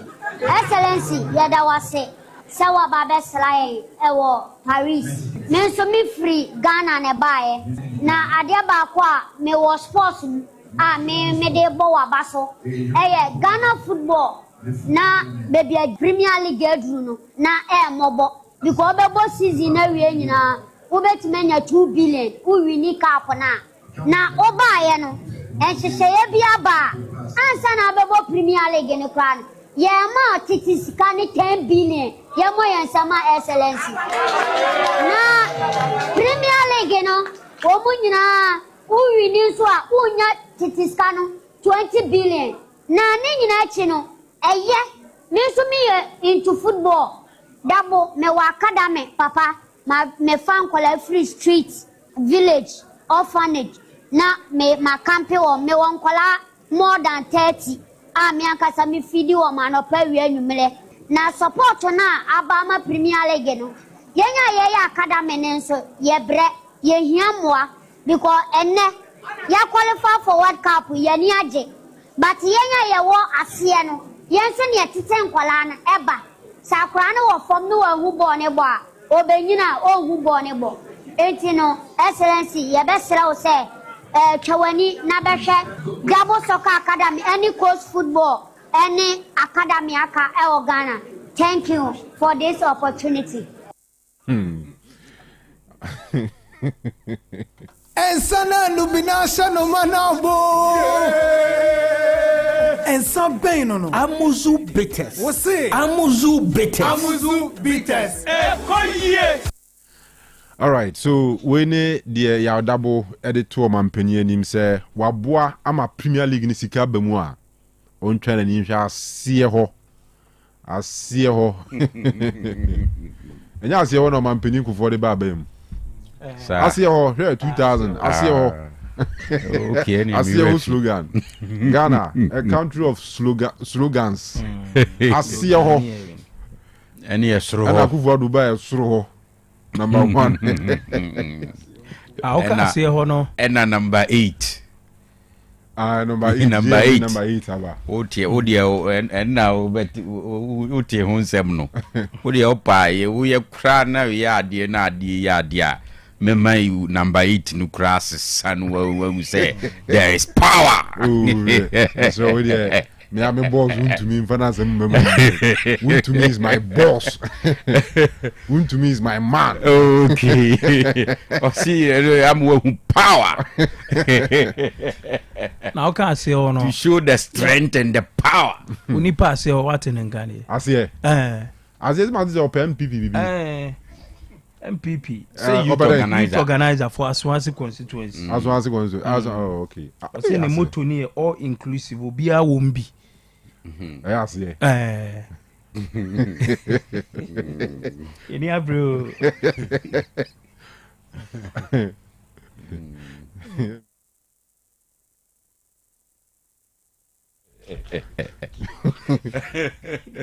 anyway yeah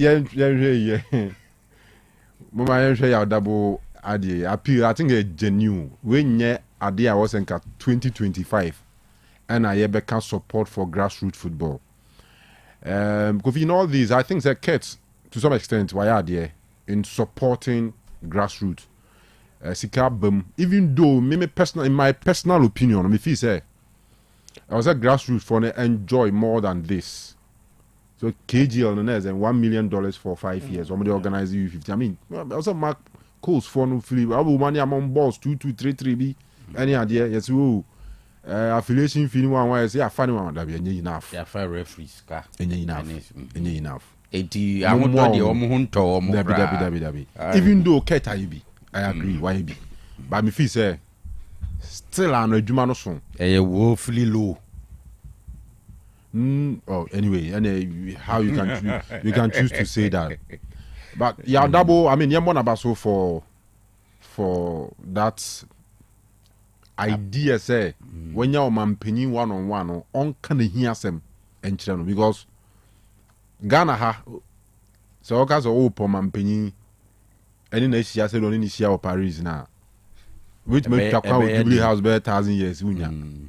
Presidential protocols ni nyama bebree wo ni bureaucracy ni ade ti onya no so ma men come here asem and we dey direct and man pani man listening ears show man pe wo hwe video no hwe poster na he was attentively listening to Dabo, and I'm sure say the message no were passing very well. Ne kasa na excellent delivery no very massive, and I feel say joy is coming. What should do man pinu si tiene na o boni trim ko chale ya Dabo ya de ko sufuo ne mo amoye bon keto awo kuma ni ade nyina ya Dabo o zanga do beba no muhia na airport na mo peja ni simu kon because we dey wa come asem the ba me team say ke by now yenya coalition for grassroots football fobi na o ma ye release e dia babontin say Dabo asem no oka no omo support to the pan and they are calling on they are appealing to the president, so they appeal they are appealing to the president say omra na ommeboa grassroots football so a very good call pan Dabo idea, very good call. Yeah, we cry there. I mean, I say Kofi Nyancheche mu bia na meboa ba who say the problem no yes say the Dabo kan yi waka grassroots football for how nyina na dia ma omo enti o hwe ne nkomo na o appeal se sa financial support na akwama Premier League for no ebi nso nya den emra grassroots me sure say division 1 for mo so mo prebi so what you see women's football for so prebi obi a prebi ni ade but who says sa grassroots football is academy for it means I say most of them no o ma register o division 2 ni division 3 o mo dey bo league so ebia me for now oka say o pumping money into the individual clubs and we are na and serve the purpose for which ye pese ye ade no but who say across board Kanu challenge kesiye pa for all the leagues in Ghana good pitches, so what you see good pitches no I think we have to start from there and no maybe a basic so a basic in the game. You invest in coaching, you invest in pitches, knowing all those things. So a very important one of the problems are Ghanaian game ni even right from the grassroots level as we speak. Can you say by now you but unfortunately one year say even coaching crowd or grassroots level no is a problem because hano you are dreaming say sebia wa coach ya ko anima kodrum pempen so bia ana wunim die wo coach mu na kodrum pempen so bia e wo se wunya Premier League club bi coach ana say wunya national team bi coach ansana wa hu say wa hu wa draw level no so what you see but down there no ye chere basics any ade wo game ni mu no ubehu na afei o ma ye deprived of quality coaching. So if there can be a support for maybe our coaches no at that level no to improve them So I remember I see the late Dr. Kwame Nkrumah ne pen. So at some point, or the some Ghanaian coaches go abroad, go upgrade here, just to come back and train footballers any idea and push your talents to the next level. Enti maybe I think say about the human resource now. A lot of good coaches in the game because Kanu beat me bedru even Division 1 level approaching Premier League, but now basics in the game no crowd no a problem.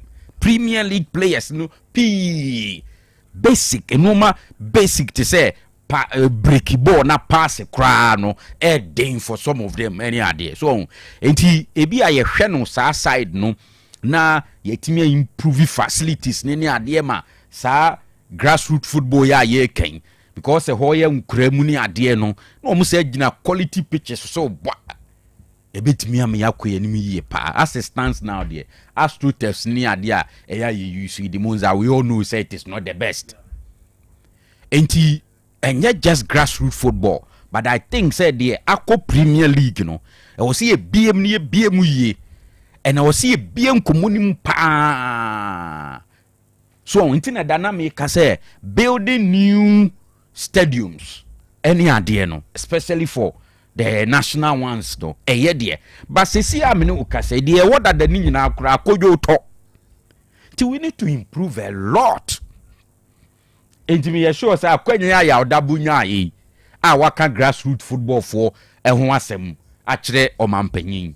Se di Monza enya the same opportunity onu so beka Division 1 for asem because e hona can fight awo Division 2 for nya ana omu nyina ka grassroots for no Division 2 Division 2 de omu nkan Division 2 de omu nkan e bia Division 3 for no so hu enti Kanu ne kwemu ano no but a reflection of the bigger picture we have so and ade ba ku bi akan ya dwan koso na on say ni ye nyina ya dwan akọ appeal no ye for grassroots football no but the Monza he made something categorical or see omampani ba ye na nhihye bi aba ama ye si Premier League na nsa na be start kra no unya 10 billion old Ghana cedis enti senya sanhye ne ba ya nka Premier League no nka damnam say team and we all know. So what you see and untina make say the so-called football people anyone ye actively involved in running of football in Ghana no omampania de na waye no ye they started from somewhere but there was say bua pa me yetimi push ye ho level na activate ade ne maybe ko from ko baby but they have started with the Premier League ne Kanu say ye hu so mfa so bi ye hu improvement bi ni ade a ahwe ye bedru baabi no ebesa free ho kra ebesa free ho so we need to make sure say yenso as football people to say the from ho no so be omo part ye ama omo product no ya position no at a level be ya akọ na bedru baabi say aban support amempa football na nkasa ye good enough to take care of ono ankasa no sisi ade abanye no I to say we be company foforo e wo say we invest in it kopim say company ni begina ne nan so na sha ase say e generate revenue so afi bedru baby na ne revenues no amache ne expenditure e bedru baby na afi revenues no I exceed the expenditure na wa make profit ne ade nti afi bedru baby no unkota musika bi free baby emfa meshimbi so what you see but the company a grow enough and wa ehwe ne ho and I think we should see it that way say yen hwe the bigger picture say e bedru baby no even with that government support football will be good enough to go ewo mamu ha the issue of every season bia your best players in your best players in because clubs do not have financial capacity so be maintain sa players no and they do baby ya na blame supporters o mu nko stadium supporters are also going to pay to watch something nice something good nene wo hwe Richmond Lamte the following season wo Richmond Lamte biem and then Kwampuku aba the following season no ono nso kɔ enne na Betabo aba the following season no ono nso kɔ nti every season bia the best are leaving the best players are leaving ni adia edu baby a wabembebu anhwe ya vim a wodi kɔ stadium kodi team echi no eso beti and those are the realities ayehu so ho nti the Premier League for na nya no omu hwenye ni yie ma encourage omampanyin na afi wombie mu nkofo mo na dimonza mu division 1 fo nso nya me sure say division 1 fo ye ma obi a 5 billion crab before the start of the season enka ebe hold you mo down pa Premier nya 10 billion na division 1 so nya 5 na fi no ngoma bro amamfo kebe hold you mo down so yeah pe qualifications are good 5 billion obani hu me ye o mezi abro so enti senior me dey so mo dey so mampeni be mo musika division 1 for no e was mo bia sign krata undertaking say ye mo bia venue ye tis ya bu bia 5 billion. Oh, say ye mo bia division 1 when was the last time out say abu bi last season na last season ya na no mo buburu bi o say na premier no kra ye bo premier no ka ba me patch say this what is say abu bi this season see ye nko baby amabo how many matches about 4 matches premier so ye mbu obi a say abu ye jai okay eti mumwa ohu yeah mumwa na enye yi na say aban is there to create the enabling environment see nyina ye ho betoye so what you say sometimes not necessarily say or time sikadia bro say because once academy na your friend is say what set up say once your business anyway so what you say be our town players are well maybe it's a company will be to any taxes the all those things or if employment am a lot of Ghanaians inti and me sure say ni kwan mu anu no opanyin all right yeah offer NDC omo 2024 manifesto our tweeting resetting Ghana na Kanu oko page 62 ho and a kasafa sports development and highlighted some points na over page 63 hwa ho ena omubie mu kakra na kofiti ni first one omo say we will 1 support the development of schools division 1 and 2 and the Ghana Premier League by augmenting the salaries of all registered footballers with allowances penny say otieni almost say we will support the development of course division 1 and 2 and the Ghana Premier League by augmenting the salaries of all registered footballers with allowances and na chill say for now sikana aban ediama premier teams no sa manifesto we ena Kanu omo deliver by question a ebusa ne say division 1 so ye de wo he division 2 for de wo he ena coach for so de wo he yes meaning say party bia manifesto Kanu omo ye no for a period of 4 years ana meboa o chel say obetena so within the 4 years no nioma opeso ye no eno ena odigu nkrata so any manifesto nti ye de kan say premier for no enya omo de a ana say premier for no enya omo de a yenso no division 1 ye twen ye de imagine say ye bo division 1 league na Kanu at least clubs no enya even half of the coaching na Premier League for no enya no at least a league improvement ebebam quality ebebam standard of play ebebam na aboa ama division 1 for no so a produce talents edi ama Premier so division 2 for so enya cushion from the government in terms of sika ebeboa omo in getting quality say eno so betimi efidi division 1 any Premier for no same as schools football ntimedie me hwenim say this government ebe invest in coast and I say grassroots football send a double enya kwanya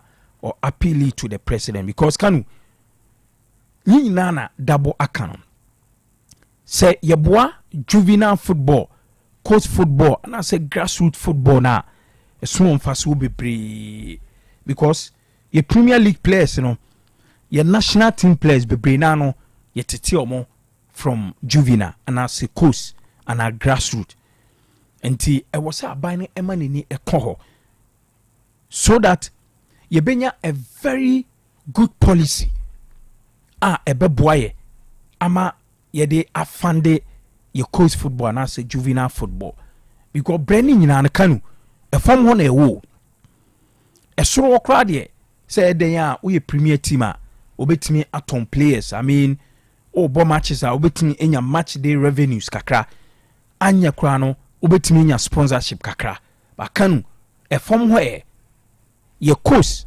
your juvenile any grassroots football no ho omu konyi sika wo he earlier now all can say this current FA administration under Kate and as led by Kate omobai at least okay omu investment e wo coast football and as a grassroots football at least omu your man for me there but adie ba kwa me hunu say Kanu the investment yaye ni so far e wo ye grassroots football and as a juvenile football mu no kaya kwa me say ye nya so mfa so ye hu any improvement bia yes obi ba busan say de ntina me kasa de ntina me kasa ne say with the investment yaye no ka samreina ye expect say ye youth national teams Kanu ye be hu improvement e wo honom but ye mu say ho say e de na ye hu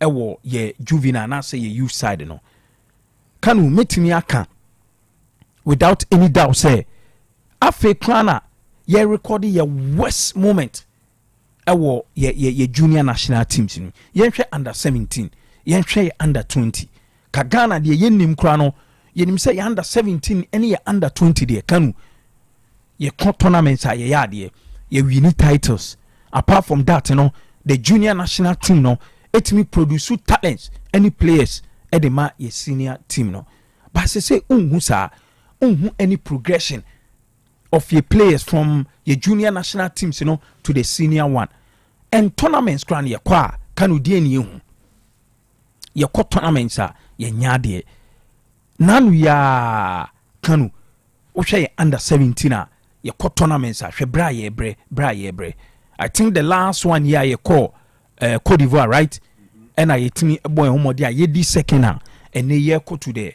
African Cup of Nations for me ye mu say ho say this current FA invest e wo juvenile football and I say coast football mo e de ensunsuanso papa ne ye hu nti akwa say ye investment ye for nipa kakra bi na players 1 or 2 bia ye be hu omo ye be ne che omo no ni aton omo enyiska rather no ke wo say this time krana ye hu say the investment ye e wo ye coast football and a juvenile football no national teams e be disumfa so enti say ye investment na say ye hu any positive results bia and ye kan ye ntina se ne hwe the model and as a system ye de yes investment any wo say system e wo say yes system yes pa dia ye diska no invest but ye nya so mfa so bia so for me double appeal na ye edema president Kanu metimi akase ebia in recent times krano ebetimi the best ever me fan say appeal a mehu in terms of your football and I say in terms of sports and minim say senior President John Dramani Mahama wamu ye hu say oye a listening president in Kanu at least onfanka ne program onfanka ne plans na right from enmenimiano ye be hu say at least aban no e make investment e wo ye grassroots football no Kanu. Okay, Mate, me da se pa di Monza. Vision for your birthdays na mama free bi na ya sorry so. Ensana lubina shano manabo. And some pain no. Amuzu bitters. What's it? Amuzu bitters. Amuzu bitters. Yo, say Amuzu bitters no. Eko ye dia na chese. Ye rapi up yen show no ne. Royal Sports no. Ye chatwo kra ewo busumi mu. Ye bo ni tofu na chese ya sorry so. Godwin Kweku Edu say was a good evening Kanu Cosby from Appeal do Cosby had say Yasmin Musa Betim vs Nations was so boring, can't even complete 2 good passes. The Ghana Premier League players are really average. Zakaria Mahmoud Sise, good evening, watching you live in Nandom in the Upper West region. Virgin Chamens are watching you live from Akrokeri. Faisal Abdul Salam, please check your tune in. I'm live from Burkina Faso, Ouagadougou. All right, I'm going to check it. I'm going to them the Danti. Good evening, Kanu. I hope you and your crew are doing well. Yes, of course, we are. Good evening, Mr. Kanu and your crew. I'm doing the listening and at the same time watching you live at Tuase. MI Ideas. Nedie, no. We see Subanga Farouk. Yes. Subanga Farouk was say OTA live. And Ouswa Mwako was a great analysis from you guys. Not just Nidia no. All right. Hey, and then mini papi birthday. Well, heavy so. Heavy pa. But Isco. And then Isco birthday. Oh. Nah. How come, sir? Isco birthday na yenya way? All right, so okay, all right. Enti mama yang wish Isco a very, very, very special happy birthday. Isco a special person, a member of Otec Sports. Na yes celebrating on the occasion of his birthday. Srenyankopon Shira Edemano. Nyame nka no honya de kese no num ano na untumi nye agiani alaji proud as I say. Enti Isco from all of us nyina yema happy birthday. Nyame shira pi na fe de oguso eboso mpaye eye ho akonkyere nyina no Nyankopon emfa no. Have a wonderful birthday. In fact, November borns are special. So what I say, ti nyame nka ho na oma celebration so enkoye emma your happy birthday. Felix Ofe, yeah, Felix and there Felix Ofe birthday. Ofe ewo Columbus Ohio USA e hona Ofe wo ene na woda my young wish you a happy birthday. Na yan stressing yang me bekoso a mana hoden ne nkwatintin na nhyira bia opebia no nyame dia dom no so yenua Felix and kan no adwuma o Happy FM say no o boy adwuma e wa brochiri end yesre nyame nhyira e kan no yemane happy birthday. And that's the birthday of Perita Abuaji Jebi. Perita Abuaji Jebi. Perita Edina Woda Enne. Na we wish you a happy birthday. Very special girl. Perita the daughter of Berry Makosi and Mrs. Rita there. Na Nimyan plaudits any persever. Womunina so mo wish Perita a happy birthday. Ti Perita from o papa and o mame and unuanu nyina omunyina so mo mawo a very special happy birthday. Nyame enshira na onya okese.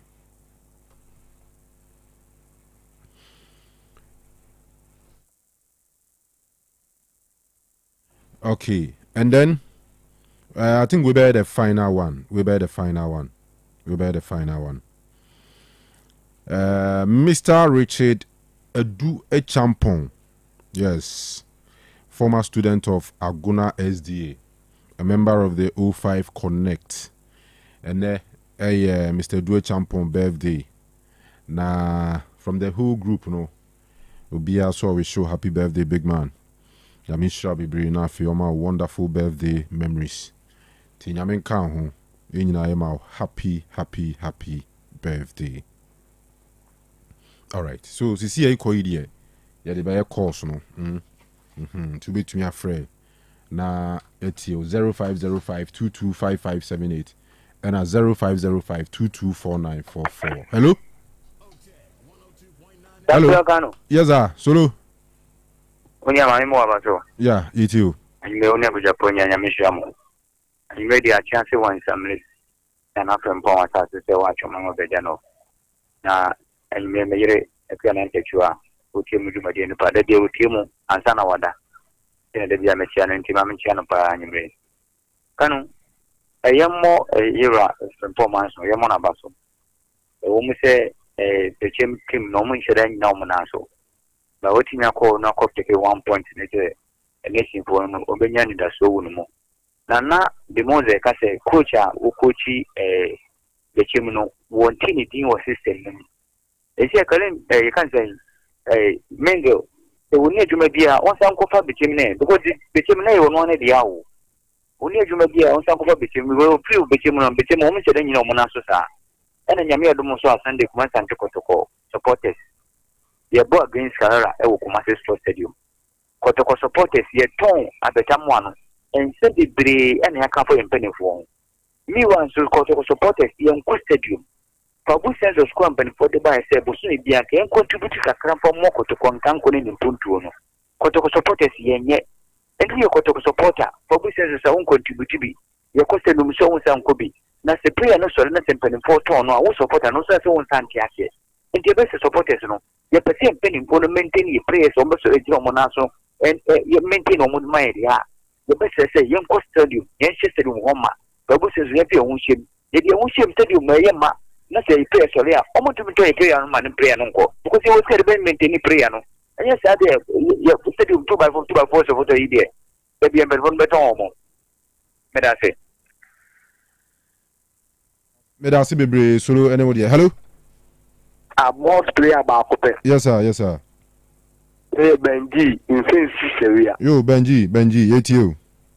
Mama was mo boy ma. Ava kiso na mentia okunkom DC achima be just out or boy ma. Kotoko for like about ko na ma bob the na he I live in the media class as a folk here, but it's what do no more. It's not a carry on. And I'm fucking camera, I show you to aha, church is Totiam. Is the Totiam that no mean the team no month for saying about a local estimate, the Repudia, or the 2 me, I fell at Castle. See my church is near the man there 15%. The put ready, and the put and sort of more to my. That was why I did. Is it born grassroots to say the city? The boy to be born a million about park lady. So I'm telling this map one is a bit like for a big crowd community media. I remember you choose to born across the road grassroots like a big one party. Also, how can you show me my idea? With like test be a community, somebody boy to be born. I said, my boss or course with a boy in the can. Benji in case you say we are money and Yajuma. Yeah, that's it. Hello? What's all is that Morino? With the Morino. You, Morino, it's you. It's for me, chair. I want the more than a coffee. And the level my work, I just see this one and one or that's the name was on the channel. It met my as a son of a car. Madam Sunday and back of it. Let's do the man is a man and body in Madam Uncle Family in Mray. Now, feed us leading a budget. Now, let's say different as well. When you room to know my family, yes, now I say, quite because you go now and say, listen to my cousin and my cousin, what a boss in Mra. All right, that's it. Hello? Hello, Kanu? Yes, sir. I'm telling you, Yakubu. Young way. Man, I'm what to say. Oh, yeah, BBI fine. Kanu, let me say, Listen to me, became. I think I hear back one. It became phone. Nawasha, almost said enough Ladika. The woman, I'm not going to leave the but they always produce quality. But this current became United 3 years, you know. Yeah, and I'm sure woman Kanu. Look very ordinary. I don't know, almost struggle. The season, they are crazy more. So, no more say, almost I would place woman. They replace them with quality. But then the chairman in warm palm comes in over the media. Now, I can't motivation get past it. It's true. It is a woman here. I got my name of one year. This is and never in the camel. The media. The Cassim Lingo. So many in all three one said, well, how dear Madia, they should go for them, man. Once I'm ready, you must be because they said, woman will live anymore, but or more FPC players there. And what a benefit to be. The American National Congress is now. He was in this asset. I then a week, yeah, for to connect house in a war, leaving Canada, you know, who put television right. Yeah, I have to look at the game. I don't know what the winter monitor. Mentias, was it? Oh, my day. They say, I was there over the years, you know. Yeah, it's really coverage. Every week, you are sure, say, I don't go to command the life. And at this week, go to command and find a life, my heart, but I'm alive. In fact, sir, I'm paying Hono. I'm paying Sir Stadium one because I'm the normal second cable league because facility no. We are sure, say TV for no baby, you made no chakra problem. What do you say? Aha. And the I'm paying was okay. Even last season or so, Kotoko Munina Koko, and Yabian. So, yeah. Aha. Basake full home 1 year. Yams there are no issues with coverage near the end. Yeah, two once in a. Young fan, and then the West Nation, Thomas Bar, and then I think I'm not my minute. Matthias here, I say, hello? Hello? Oh, okay. When you're not so, young father for hello? Hello, Mr. Kanu. Yes, sir, yes, sir. I'm not working 1,007. You, Nana, eat you. But Philadelphia, I'm not. Na house phobia phone na chiawo and phobia family no. Your mom pay a match we do it because in Kofono what can I tell you what you want a difficult it has what is mean in some part when you need them it went off way because go for home the first time the Indiana no the get degree and so it's phobia family in vampire one type coaching players and say even in players in different in there back into phobia family no it will have what I in too much into that day because next they now what you are to talk about the phone, a quackshare or crap. Martin and so send a year or top phone. You have more too. Because this year, dear, I learned to mark protocol. You know, we share or corner crab, wait up, cry near the show because you know our hand. Protocol this year, dear, you have a show of whom they are winning because the last 2 years in Aqua protocol 4 at the any power. Actually, don't for a show too, because make a new so you determine first. Because a life you need to consider now what you do, but you didn't know what Tanya. But me work from the young, they want to view and go to what one them. Because they say, one thing, you know, and you need a change, I enter in the day Kanu. You can show them. You have to force the phobia for me, Alpha 513 matches. But I was in chair and the boss of UK. Go so and then the sister clear and then the bar UK name, that's a name Kevin or Tottenham. Yo, yeah, that's it. Hello? Kanu. Yes, sir. Good evening. Evening, Zambacho Dina free.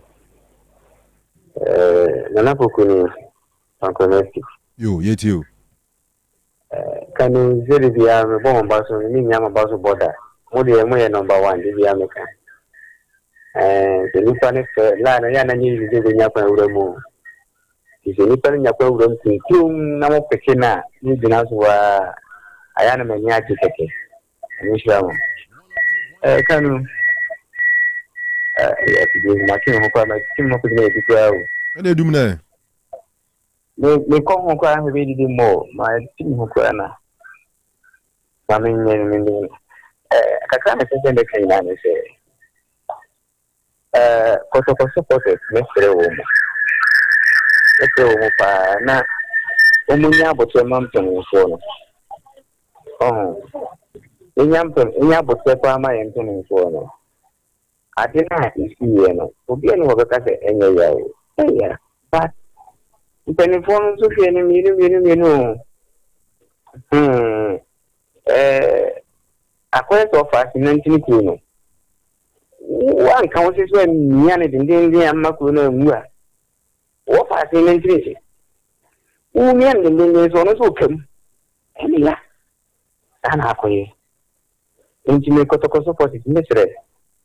Ghana, level of football, I could do no. So it will brandy football year, and can massage there. It is a Kotokonichi Kitwa. And so no, Ghana Poba.